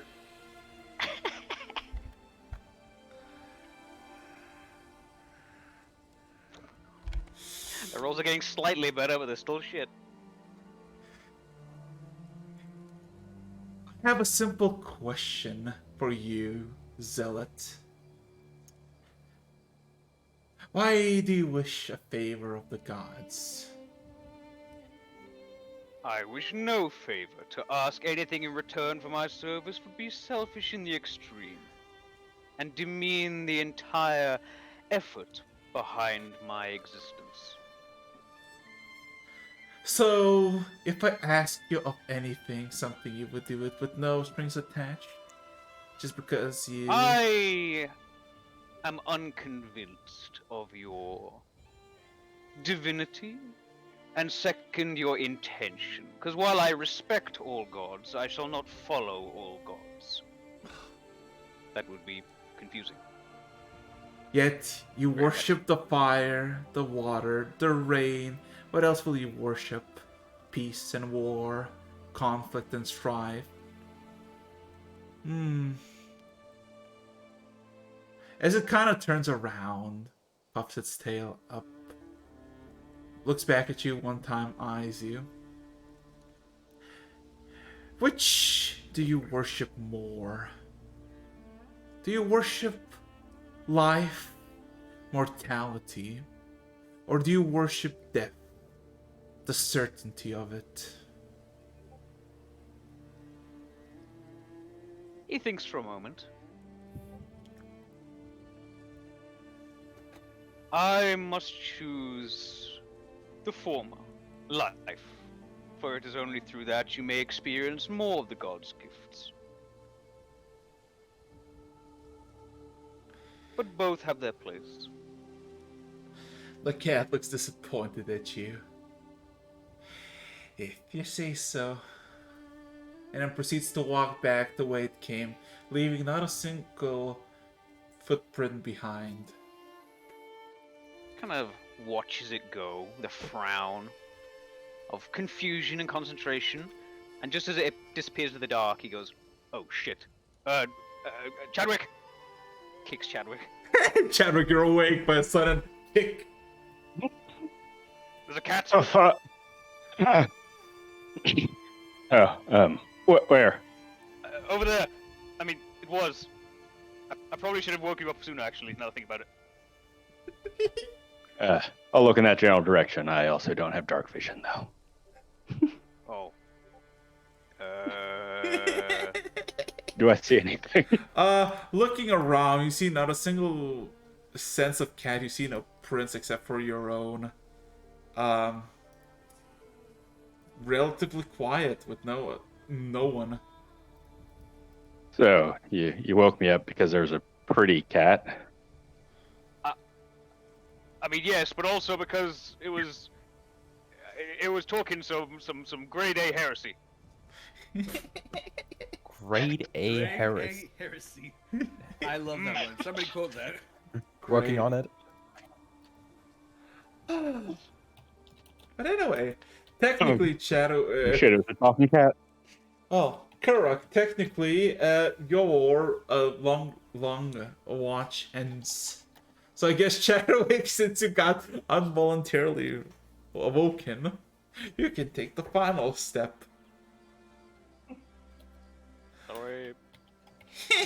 Yeah. Roll me a perception check. There.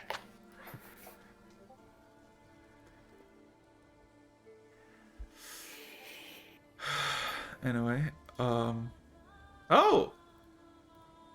It's deathly quiet. Not a single hint of anything for the past 2 hours. But going from the way you came, you feel something echo. Like something distantly echo. Slump, slump in the distance. And then all of a sudden you hear a massive thud sound back the way you came. With what seems to be half a scream. It's silent, it's distant, but you heard it.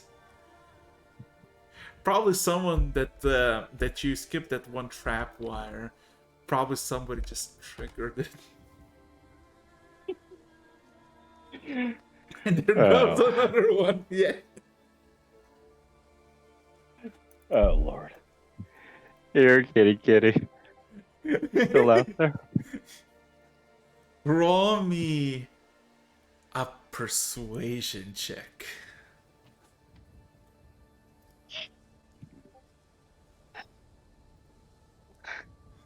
Another one bites the dust. I don't know what about the dust. Channel gets struck. There's no response, and you are in dead quiet. Not a single. Nobody's saying anything. Nobody's doing anything. And technically, with that being said and done, everybody, you all have taken a long rest. All of you have your hit points restored to max, except for you, Sylvie. You're still dead in the street. Joke. Funny joke. Because I'm dead. Get it? Because she's dead. Because I'm dead. Smiley. It hurts. Dude, if it was Farron, we could at least make short dead jokes. Whoa. Two for the price of one. You could say Sylvie really cooked it there. No. No. Either The way. joke is funny, Anyways, but moving the on. circumstances are not. there you go. So, Anyway. we made this. So if we're waking up, guys, if The we're goat waking up, you bit guys more hear. than it could chew. Guys are waking up then. Farron's like, alright, up in the boat. Get your stuff, we're moving as soon as we can. Well, sacrifice. Julie was the goat. Or Sylvia was the goat. That's all why I those, said it. all those. We got a goat in our team. Well, now we don't. Hey, Britt, you feel a kick on your side. Up. One by one, Farron goes to each person. Kick. Up. Goes over to Karak. Kick. Up. Nathan. Kick. Up. And he just goes down the line of people. Once you go to Dagger, he picks your foot and lifts it up higher. Then you could actually kick yourself. Alright, as you do that, he loses his footing. Alright, what blame me? What was that for? I don't need a kick to get up. It's a stimulus. It gives you adrenaline in the morning. Perfect for a morning. And you see Dagger rise like some groggy old beast, just groaning. I am not. Look, you're angry. That means adrenaline. That means focus. I did the right thing. Fair enough. No. Grabs my maw. Son Anyway, I assume Uncharacteristically, Britt is still lying down. Kicks it harder. Farron thinks over his options. Not many great ones in there. I guess we'll starve. Wait, so... Actually, you know what? I'll make the food this time. Now, where So are the I kind of cooking go over supplies? Bro, are you gonna cook food in here? Let's just have rations. Smoke inhalation. I think we die. Korak. Look, Korak, I get where you're going, but we're not cooking down here. Just take some rations. Meanwhile, I lean over to Britt. Question: does Britt breathe with her mouth open when she's sleeping? She a mouth breather. Alright, so then casually, you yeah. take my pointer finger and thumb and just close her nose. What? Are you On picking trying to her do nose? that, you realize that she's awake, she's just not moving. Yeah, he's waiting for signs of life. There's... Oh, she's alive. All right, come on. You got morning workout to do, Britt. No skipping. Yeah. He stares at you. Oh. stillness. Wait, at this rate, you're gonna see me gain more muscle than you. Finally get the edge on you.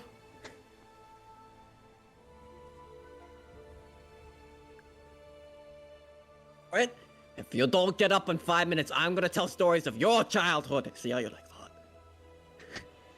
that? Farron goes through his internal list of embarrassing stories for Britt. Oh no, Britt, are you waking up? Oh, she's She's awake. Yeah, but She's awake, but are you getting up? Yeah, are you That's getting the up? question. Begrudgingly.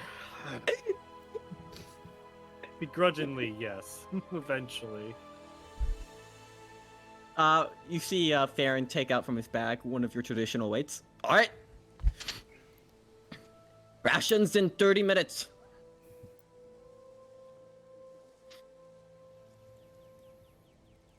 Okay. Yeah. So, just takes it, stares at the weight. Works better if you move your arm.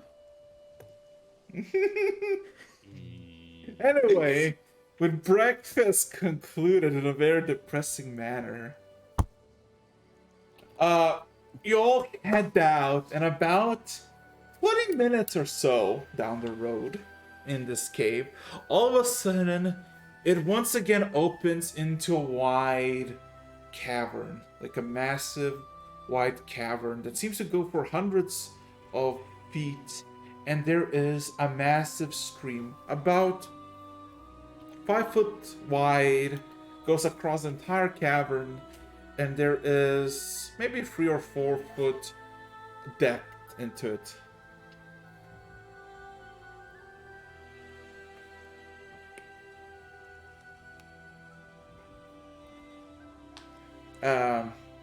I would like By the way, everybody Dagger, I would totally play that. roll me. I wouldn't let you play. Well, here's the thing: you can't play. Anyway. How deep is this water? About 2-3 feet deep. Bro, that's almost neck deep. For you. Roll No me problem. perception, everybody. Very well. With just a normal roll, because even though Circle, I assume you would give a light spell to Arthur as he would ask for. Yeah. Nice. So yeah, technically everybody gets a circle. I'm technically not supposed to have dark vision either. Oh so. wait, perception check for everyone. Yep. Okay. Britt got us covered. Oh, yeah, look at that, nat 20, nat 20! Double nat 20. Okay. 3 over 20. Chadwick, Brett, and Dagger looking at the cave. You see multiple of pathways, a natural cave formation. Looking at the water, you realize it's clear, fresh water. This is not a sewer, like the dwarf said. This is the opposite. This is like a nice little hidden place off the just below the city, which is interesting. But inside the water, as it's dark, but the only source of light is basically the dagger. There's nothing growing except for a few distinct small plants by the water, like grass type plants. You see that there is a small chest, about almost like a foot locker, in the water, placed and hidden under several big rocks, just in case. Additionally, looking around, you find that there is a path that basically gets this water into this cave that has a tunnel, and you find sets of footprints there that's still leading, so you assume that's where the dwarf went. With that being said, the footlocker seems old or rusty, ancient, made of bronze or similar brownish material. What would you like to do with it? 3 of you. Bust it open. You want to pull it out of the water? Can I? Yes. No, no. Strength check. Okay.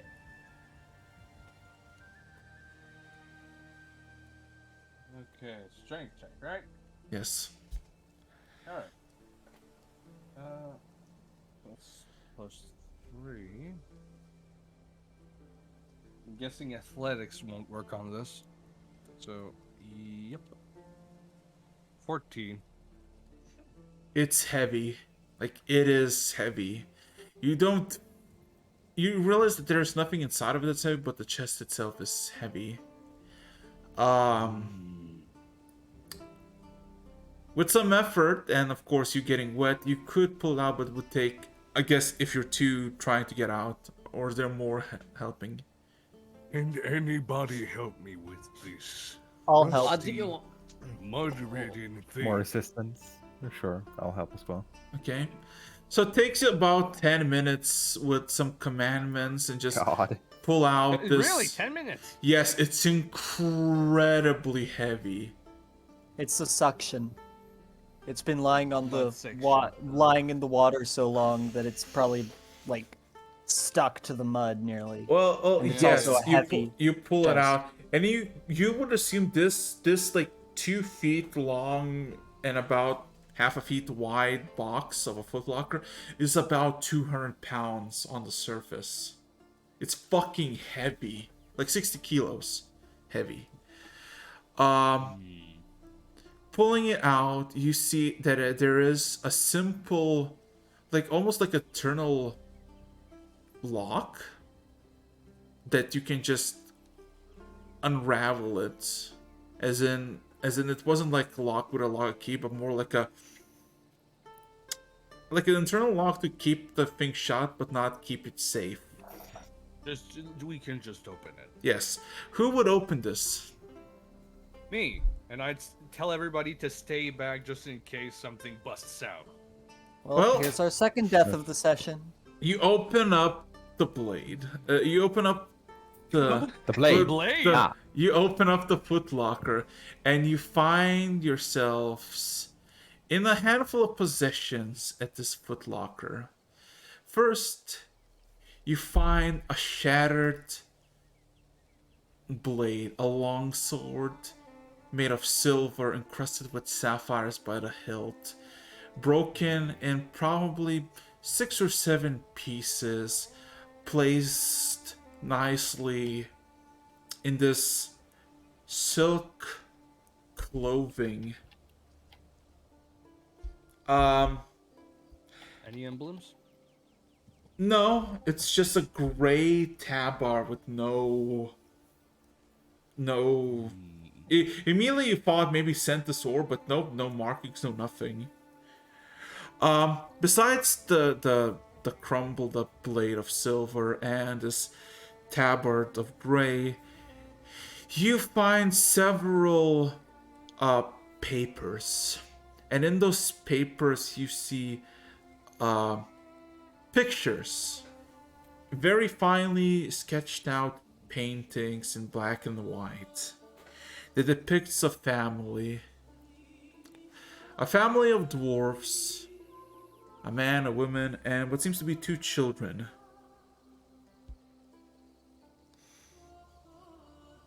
The other... happy it disturbed the chest now? The chest does not contain any traps. Nope. Farron, Nathan, would you mind coming over here?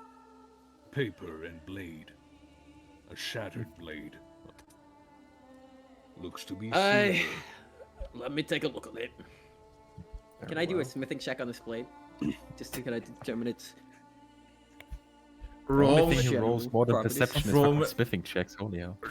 Roll me an intelligence check. And while Farron's handling it, can I do a single detect magic on that? Well, nah. It's outside. It's you realize that there is schools of divination and enchantment leaking from the shattered edges of this blade. Divination and enchantments are leaking from the blade. It is Something worth keeping a hand on, I suppose. Oh yeah, I forgot. From the So, chest, from so, the blade. so, Where does the weight come from? So, what you realize, something dagger, there's 3 pieces of paper. One of them is a picture and 2 of them are blank. They're yellowed and aged, and you think nothing of it. But as soon as you use your magic, you see. Give me a second. You see, the pages that are with nothing leak of illusion magic, and in the illusion magic you can read out letters, words, sentences in common. This paper is not blank. It is covered by illusions as well. Words. Oh. Who has paper and pen? I will transcribe Baron them. pulls out. I will transcribe them now. Transcribe it now. Well, anything of note? It's not a this.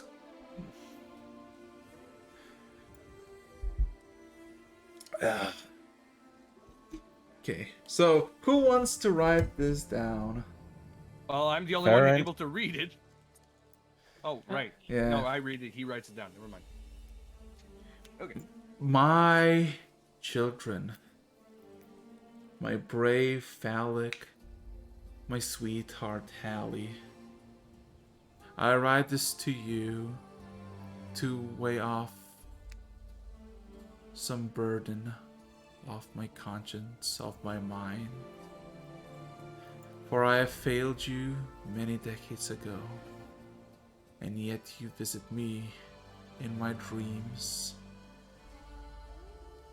I am sorry. So sorry.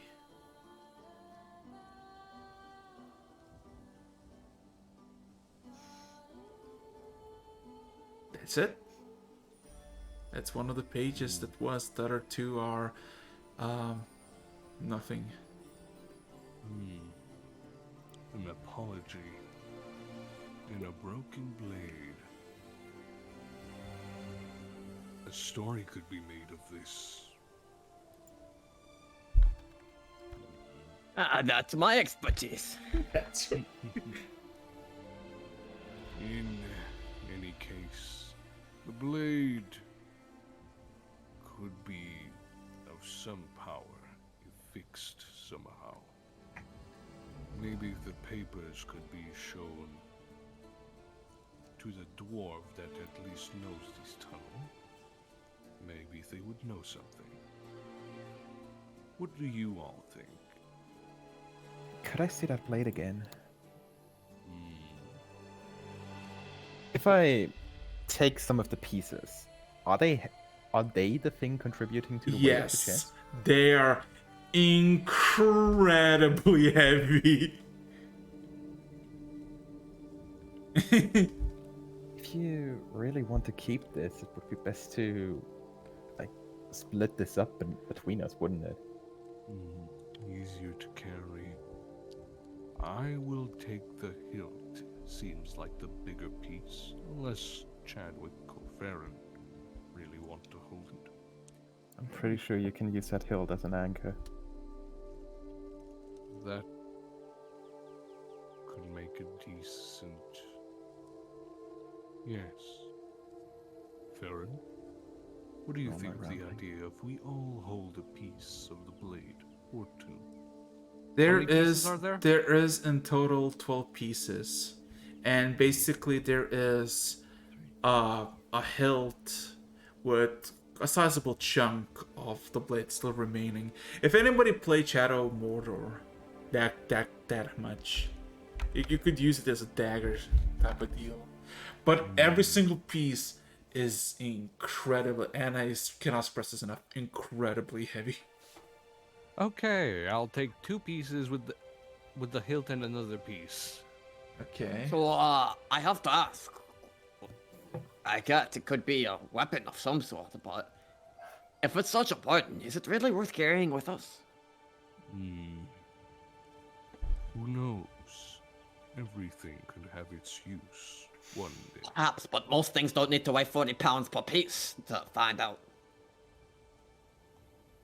If anything, we could discover why this blade was shattered, what weight comes from it, and perhaps some other interesting. We have bigger concerns. Yes, now let's carry this. Why? Go. Daga, why? This is just a trinket, something you found in the water. Maybe it has power, but that's not the priority right now. We don't need to add 300 pounds to our burdens.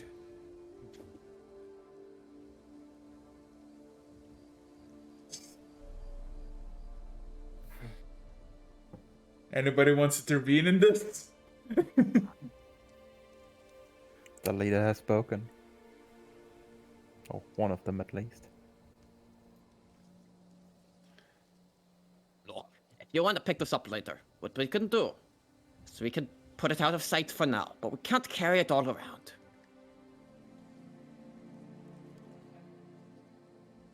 Yeah, the sword doesn't weigh all that much, does it? We could at least carry that.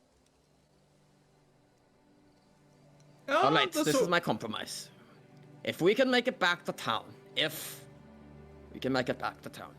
we'll leave this with the guild to keep hold of. Sound right? The blade itself is about 300 pounds of weight. Oh, Jesus. It is not.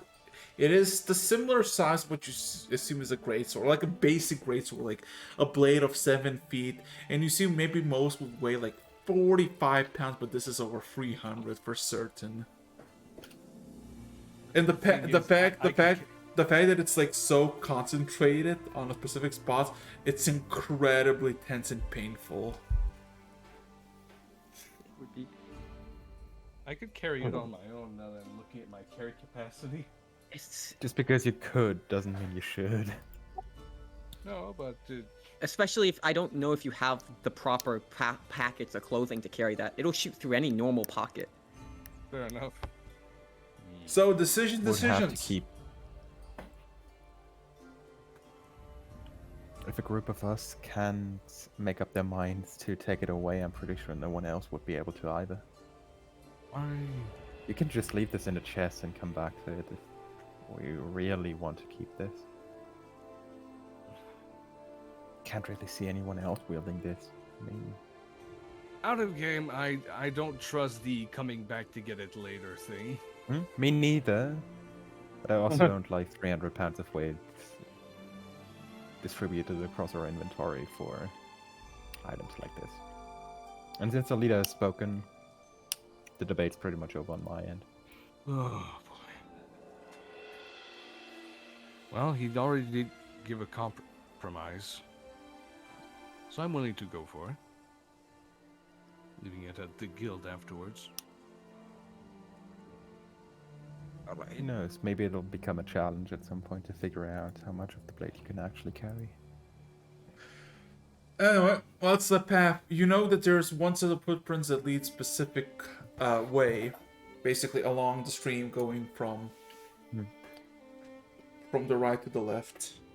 Does somebody have a light so we can keep tracking it and not be tripwise? Yes, Arthur has a blade that is glowing because of Circle's magic. So. Still? Wow. I mean, I think it's like a cantrip. Reactivate It's a every sword. cantrip. It's a Oh, cantrip. okay. I can cast it It's a whenever, cantrip. so I Alright. just keep it up. Well, that's it. The power of magic. Yeah, but I guess we continue on with the tracks. Stagger leading the way. Hey, roll me a d10, one of you. Whose turn is it? Sylvie's? Yeah, exactly. Bruh, stop! But, legitimately asking who went last. We need to make a note of this. Wait, I think Chadwick. It was Chadwick. Chadwick. It was So would Chadwick be who went me. last. Alright, oh, you're leading the party. Fits it well enough. Well, let's see what misadventures. Hey, listen, was literally Listen, your fault. Sylvie, I'm the only one planning on getting you back, so take And that then as getting you kicked will. to the party because that's literally going against Hey! everything we have. No, Yes. we no longer follow the tenets of the Sentis Order. Tarumak's tenets say nothing about I'm not hearing some allowing grade death. A heresy right now. Shut up, Careful. Karok. You think Ah. everything is heresy, Okay. unless it follows your needs. Everything is heresy, but currently there is a concentration in your brain. It must be dissected. No. My point is Lobotomized. made. Time for lobotomy. Fuck you, Erection, for stealing my joke. Aye. Okay. You know, Chadwick brings up a good point. Okay. So what happens, right? I found this image, and it actually, I think it fits very well what is happening. So, a good hour of walking.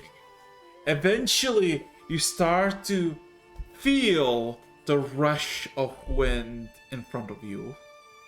And a few minutes after that, you start to see the first signs of natural light. Takes you a good 2 minutes after that, and you find the end of the tunnel. That the very end is covered in grass, tall grass, and moss, making this natural camouflage. And what you see through it is you see a wall. You see a wall of Olash, maybe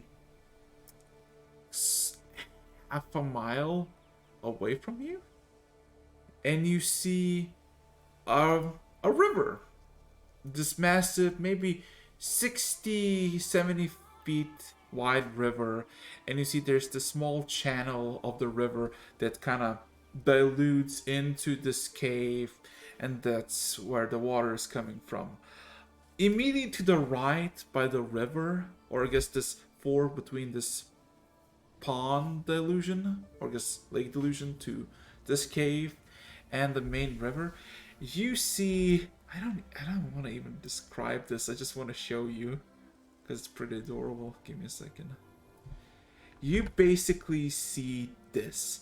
You see what seems to be a copper kobold with a fishing rod fishing up something from the river while he's sitting on a massive crab that seems to be eyeing the kobold. About 100 feet or so away. Give me a second, I'm just gonna... The kobold dies. I mean, it's not dying. The crab seems to be fully in acknowledgement that there is a kobold on top of it. It seems to be staring at it, as the kobold seems to be jumping up and down, trying to bend the fishing pole to its will to successfully obtain what is on the hook. But yeah, you walk out, or I guess peer out, and yeah, you see tall grass everywhere, fresh water. You realize that you're still in Olash. I would say Chadwick, because you probably would be the most well versed in navigation. You would assume that you're in the western part of Olash, very close to the wall. Maybe 3 or 4, like 2.5 hours away from where you were. Still in the city. But yeah. What would you like to do? Because you're technically still by the edge of the cave. Technically still hidden, observing the kobold. What would you like to do? Is he in our way? Somewhat. You look around, you see that to the left and to the right there is a bit like hills, but you can climb them. It's not like steep. You just would need to not. So we can just go around this puddle. Yeah. Wait. Should we Before ask we him go- for directions? As all of a sudden, the kobold just taps the fishing pole into the water and pulls out this massive silvery fish. And also looks back at crab and says, "See there? Got it." And then unhooks it and just puts the silvery fish into the crab's mouth as it opens this massive, what you assume from the distance, your arm's length of mandibles, and lets the fish in before closing it. As all of a sudden the kobold grabs something from its back, straps it to the hook of the fishing pole, and chucks another one. Yep, this is definitely triggering Nathan's fight or flight. I mean, before we go ignoring the about giant frustration. Incredibly uncomfortable. Looks over at Karak. Let's just go around it. Ignoring the grab, he does look like a civilized fellow. Just seems like someone. Mind you, he has the hat. He has literally the same hat. Maybe he's got a highly hat. civilized. See? While these He's got a hat. That means we can trust him. He's just a fisher. Let's just go around. Look, before we go traveling, we should discuss something first. I look over at Archer.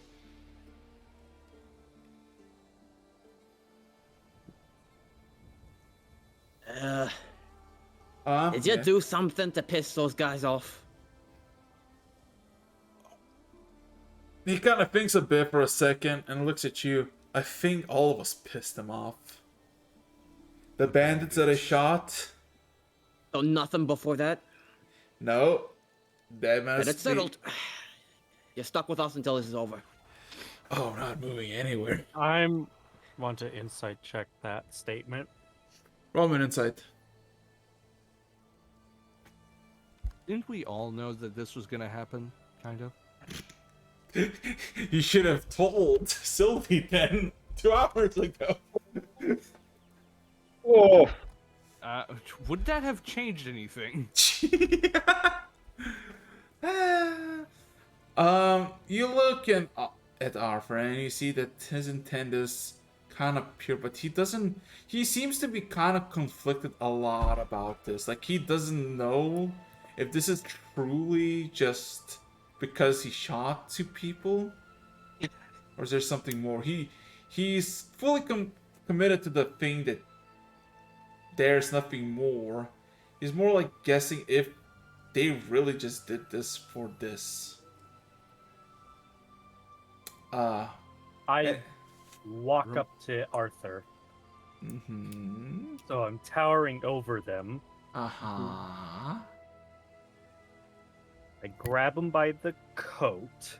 Or the Uh-huh. All of a sudden you hear the kobold screaming, "Got another one! Got another one!"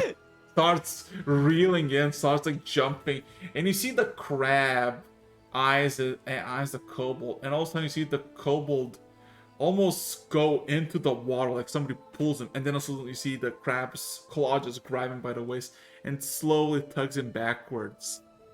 The kobold seems unfazed by this, as he seems to be pulling with all the strength, whatever it's gonna come out.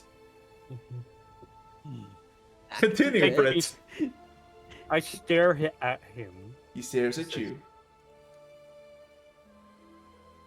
My sister is dead. If you have any idea of what you might have done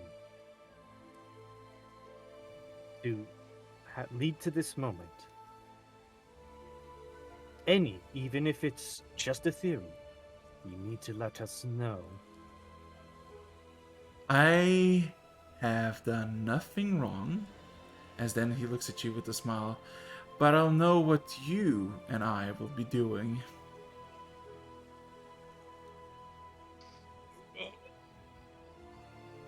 I can't tell if that was trying to be persuasive or a pickup line.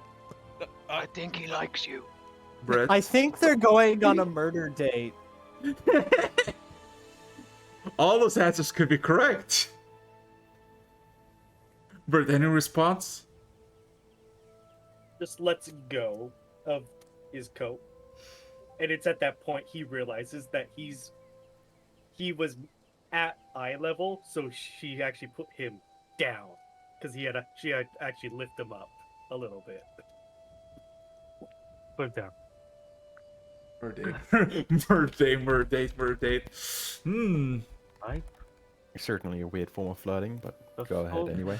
All of a sudden, you see the kobold is grabbing this massive grayish fish blob out of the water. As you see the crab grabs it with one of its pincers and just kind of puts it in its mouth. And all of a sudden, the kobold taps the crab to stop as he unravels the hook, and the gray blob goes inside the crab.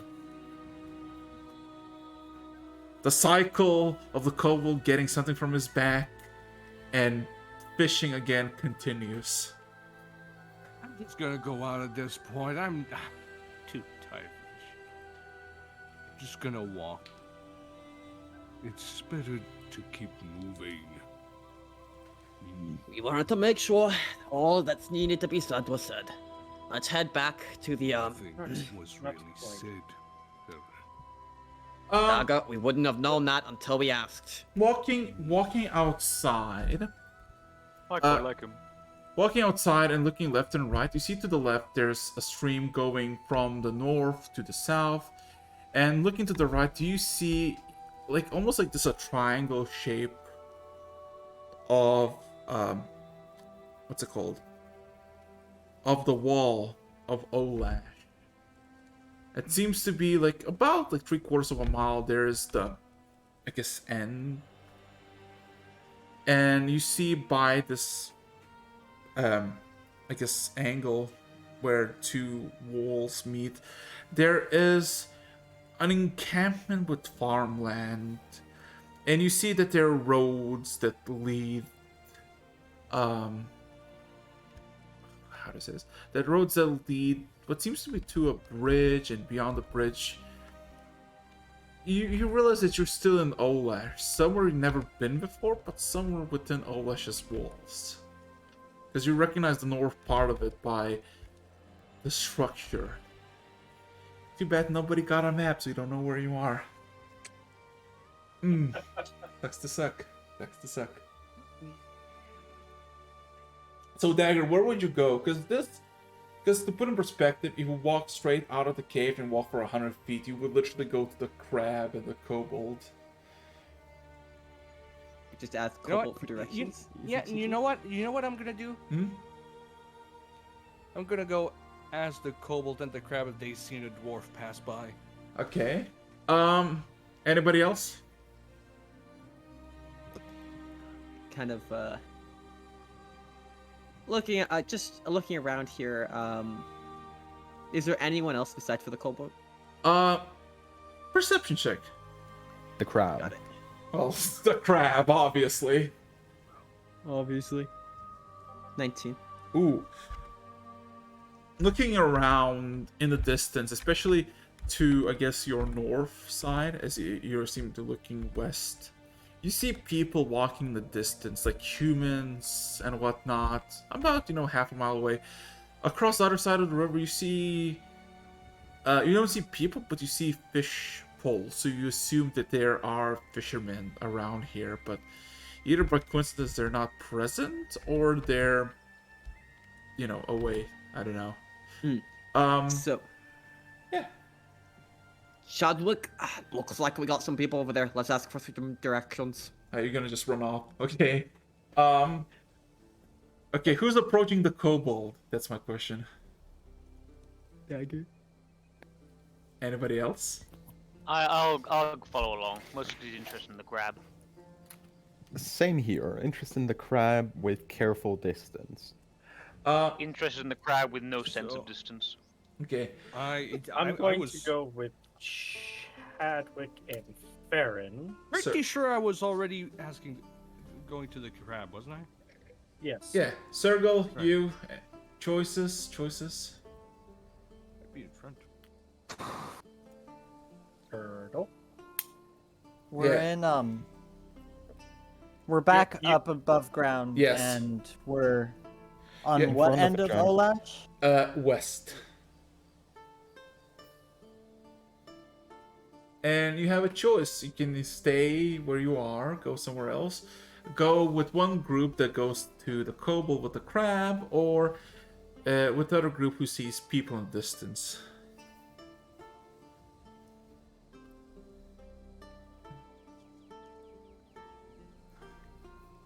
I know what I want to do, and it's a death sentence.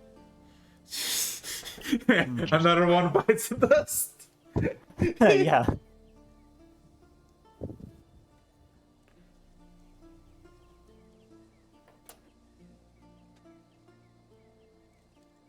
I think that. So That's yeah, fair. I'm gonna. I think I know Sorry, what I I got want. distracted by our.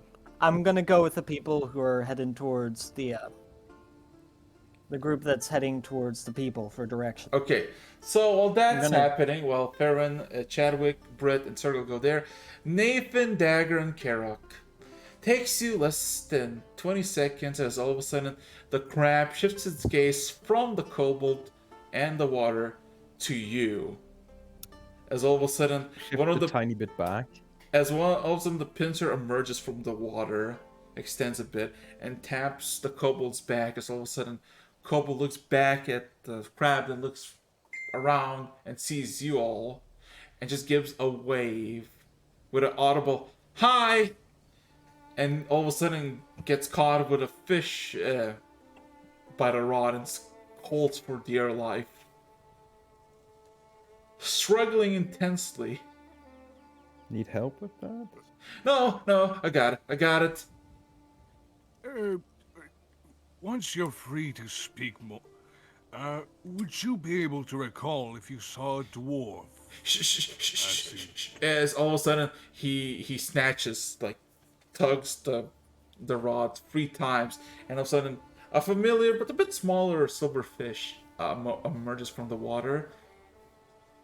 Quite proud, looks at it, unhooks it, and puts it in the mouth of the crab as the crab just opens up the mouth.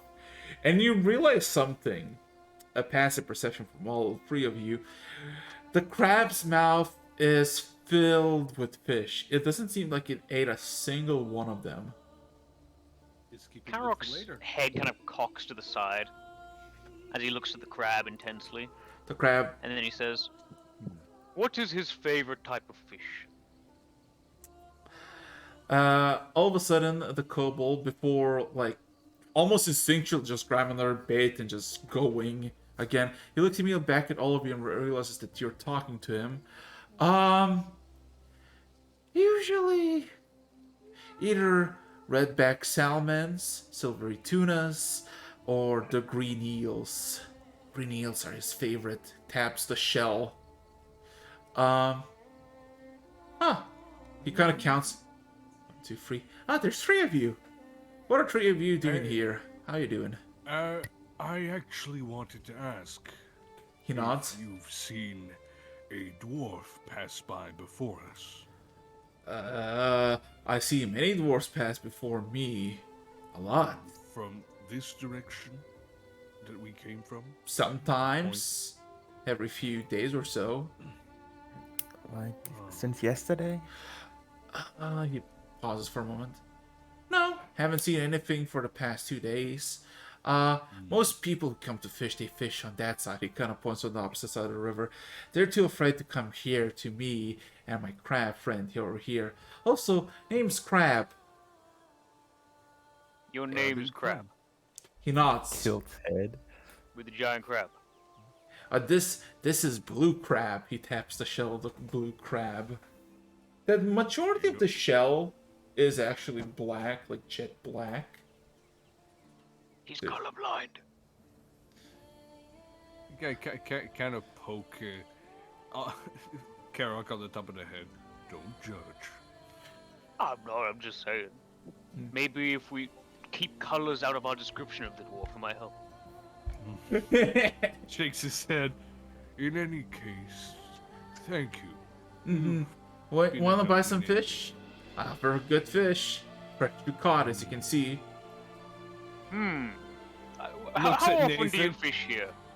Every single day for the past, he starts counts, 68 moons. What times? When the sun rises, when the sun falls, that's when I fish. Right, Usually simple as prefer fault. catching fish myself. I kind of doing some mental calculations, which is itself hard for Carol. Would the dwarf have probably left during the night, during the evening, considering that is when the attack happened? You would assume yes, if he was basically booking it and he knows where he is. Okay. Yeah. So it checks out that this guy wouldn't have seen him. No. Okay. Well, Nathan, if you want to catch fish, you'd rather not fish here. You might get hooked. I mean, you can try, but I can catch more of them quicker. I know these riverbeds, like I know the back of my back. He nods like he said like a very smart thing. I sense a bet here. The back of his back is his front. I love how smart that is. It's not supposed to be, I know. I'm not betting on it, but I've been meaning to steam down anyway. Well, if you want to relax, I remember you sleeping in the pond. How about if we Sorry catch about more this. fish than you do? We don't have the We- time to get fully distracted by this. I'm in the water for I mean, I'm in the water for a tiny bit, and then I'll run after you. I'll catch up to you. oh, Falls head I'm first into sorry, the water. sir. He is intimidated. You have a very good swing. Just go with the others. I'll make sure that Nathan's dip is understood, I suppose. I like his fishing, though. Nathan, It reminds I me hope of we my won't granddad. I hope we won't disturb you, Nathan, but I'd rather not leave you alone for any given time right now. Well, you two do that. I will watch him fish. If you're gonna watch him fish, the couple will actually go under the like one of the connective things of the crab just above its head, and he just produces this fine stick with a bit of thread and a hook at the end, and then looks at you, Karok, and then kind of stabs the chitin of the crab. Come on, fish! He gives you the pole and gives you some bait, and you realize he seems to be tearing scabs out of his back and using that as bait. You know what? Effective, actually. Fish is effective. Yeah. Fish is Anyway, that's you doing your Are stuff. these? Can I determine the source? Sorry, just before we move on. Of this, is his back just falling apart, or is he like ripping flesh off his back? What's going on here? What seems to be just passive perception as you look at his back, you see that there is probably like a wound that didn't heal properly and is always scabbed, and he seems to be just taking tiny pieces of it and just putting on the hook. Like this looks like his tried and true method that he's been doing for years. Repeatedly scratching open the wound. Ouch. You know, it's gross. I admire your dedication. Thank you. Fishing is life for me. I like fishing. Fishing is all I do. It possibly will be what he does for the rest. Anyway, a competitive fishing. D20 versus D20, Karok. Let's go. Oh, Let's what see. the fuck? Oh, Competitive fishing. That's right. just one D20. Carol, just keep getting that 20s. Maybe you'll get the favors of a fishing god. Well, this is going Above a on. 10, above a 10. Ooh. Yeah. Yeah. So Oh, that's pretty Nathan, good. I assume you're just swimming, and Dagger, you're just watching Nathan, making sure that.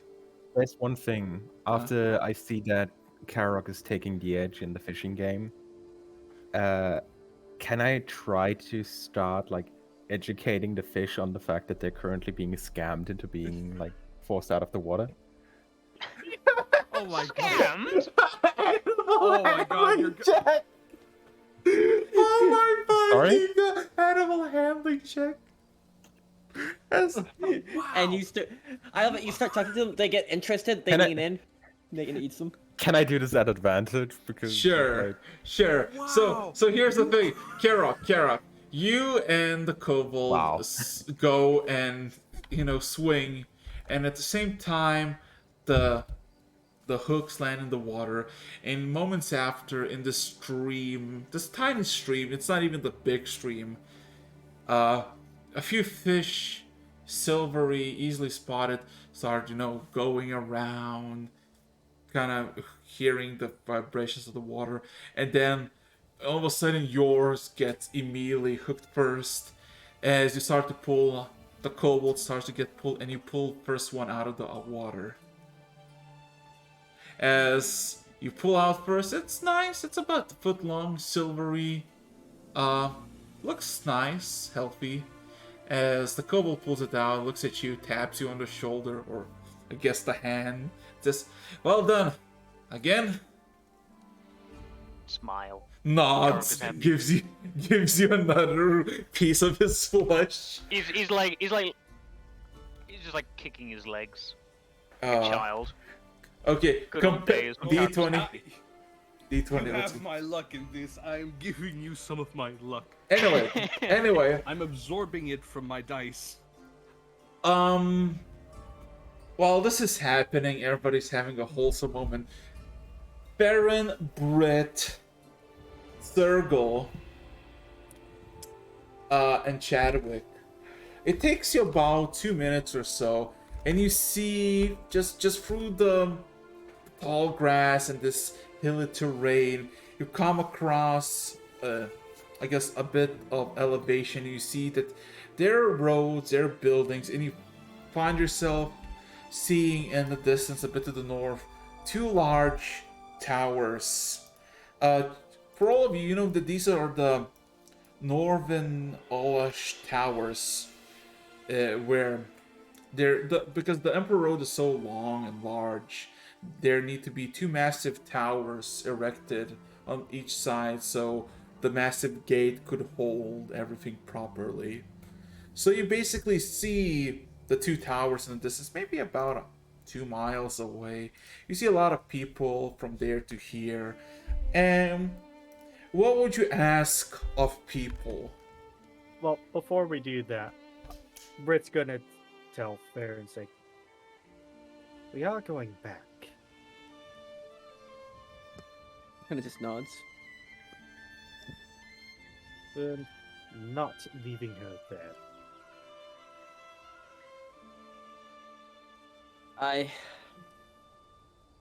Yeah. You two, Sergel, Britt, you go ask people in that direction. I'm gonna go with Chadwick on this. What are we asking? Specific. Directions back to the guild. Back to the general location of the burning fire. If we're going to go back to the inn to... Sorry, by inn I meant the guild. The other one's kind of... Yeah, I know you do, but... If we're going to go back to the inn to... Circle kind of, like, takes a deep breath in to collect Sylvie. We should go as a group. We'll go to the at least. guild. That's where we have backup, just in case they are still lingering. I get what you're saying, Sergel. I fully agree. But we need to find out where that is first. Okay, investigation then. You're looking for where the directions to the Adventuring Guild.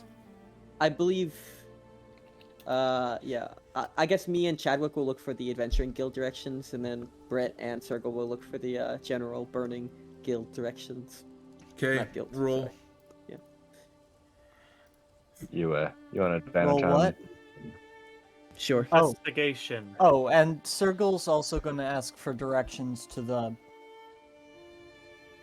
Is it an eyrie where the griffins are kept? The griffin I'm sure if we stables figure out where, the direction... I'm sure if we where figure out the direction of one, maybe 2 of them, you can figure it out from there. Yeah, you're probably right. You're really thinking about your girlfriend right now? Priorities, man. Priorities. Farron, okay, Farron.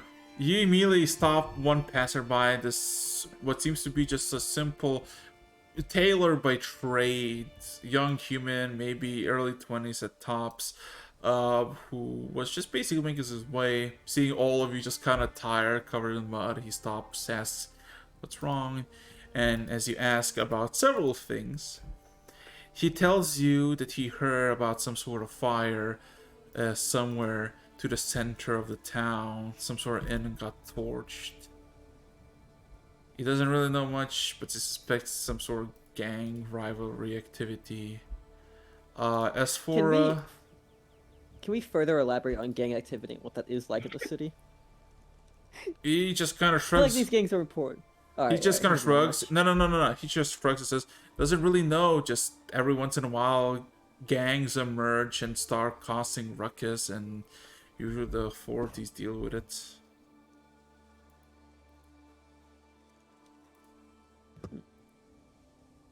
Alright. Thank you. Speaking of that, Baron. You're not with us right now. We've separated. Yeah, sorry. All good, all good. As we're walking away, I'll kind of just quietly turn back to Farron. Is this really what it's like on the prime material plane? Are humans always this vicious? It's disgusting. Not always. Different people live different lives with different ethics. But it's people like us. Watch out for the little man, who seek out greater things than just watching by as travesty happens, that keep it from spreading. We get travesty. There is good in glory, if tempered with reason. You realize she was the only other Fae. Outside of you, I don't much care for the rest of the group. I'm just gonna be honest here. Don't go pulling that super shadow shit on me, right? I'm Fae too. Oh. There's a difference between being brought up in the Fae and then being Fae touched or connected to the Fae. Anyways, out of character conversation. Right, then maybe If you're still sticking with us, he kind of waits for a moment for confirmation. At least Yeah. me. Then maybe, this is usually done with a Fae inside the Fae realm. But, maybe besides for a few quirks, the Find Seed spell might work between us. Yeah, here's a contract between this type of situation. Loyal to the end, eh? Entering a contract with the Fae. That's pretty brave of you. Yeah, man. Oh, never want to be cowardice. Anyway, it's been 3 hours, and I think we're gonna call it. Congratulations, everybody! Before this ends, Huh? before this ends, how do my attempts at convincing the fish of their own Ah. life go? Not really. As you get like a bit like, you know those fucking things are like your warning about something happening, like a big disaster, and the disaster is gonna be basically an illusion of treats will lead you to disaster. As you gather a group and you like provide the knowledge, a handful of them will look at these two nice scabs in the water like, suckers, goes for them. He immediately gets yoinked to the surface. See? What am I telling you? I find it funny. And this happens several times. Nathan's on the Like, order. No, please. Gotta Dad, ask please this. Like, what kind of an audience am I getting? Like 3 to 4 fishes? Or About like 10? 20. You know okay, those, similar to my previous style. In the conversation, I'm drawing out my sword and I'm going to try to strike one. Roll me to hit. I fucking knew this would happen. Tries to help the fish, unhelps the fish. Unhelps the fish. You Wow. hit a random fish and you got a bass. It's fucking. I hit it? Yeah, you hit. It's a. Under What a do you smite. expect? What do you expect? It's a Thunder Smite! It's gonna cook Did you hear me? Yeah. Thunderous. Thunderous Smite. Oh. Whoa! In the water. Karok. All the Yeah. you see the distance, like 40 feet away from you. You see Nathan swimming, and you see a massing of fishes, and Kobold's like, holy shit, he's good. Look at all those fishes. And then several seconds after, you just hear a just this vibration across the water, and you see like about 20 fishes rise up to the surface, starting to get stream downstream. And then the amazed Kobold looks at you, Kara, and says, your friend is very, very good. With that, I kind of look with like an eyebrow raise for a second, and then just give a shrug, not being able to figure out what's going on. Yeah. I'll Didn't keep about like 7 to 8 for myself, and okay, let the crab have the rest. With that being said, What is our combined fish count, by the way? oh, you're Yes, we need combined. this. Are you? That depends for how long you want to fish. At the moment, you have like 5 fishes each. I'll stop after this. Yeah, after this, yeah. Oh, after Okay, this, another after minute or two, this, and then- after this point, the 5 fishes. The 5 fish plus the 7 fish you picked up? Yeah, so 12 fishes. Yeah. Well, Okay, I'm fish. just saying, Nathan wasn't competing, but he won. Let's Literally. fucking go! Fish Smite! You know, I think there's gonna be a Smite, trope of smite, every time smite, we see smite, fish, smite, So- they're gonna get smoked. So, Smite. what do you want to say before I shut this stream down? Because it's been over 3 hours. Smite! Go. Smite! Smite, smite, smite, smite, smite, smite, smite, smite, smite, smite, smite, smite, smite, smite, smite, smite,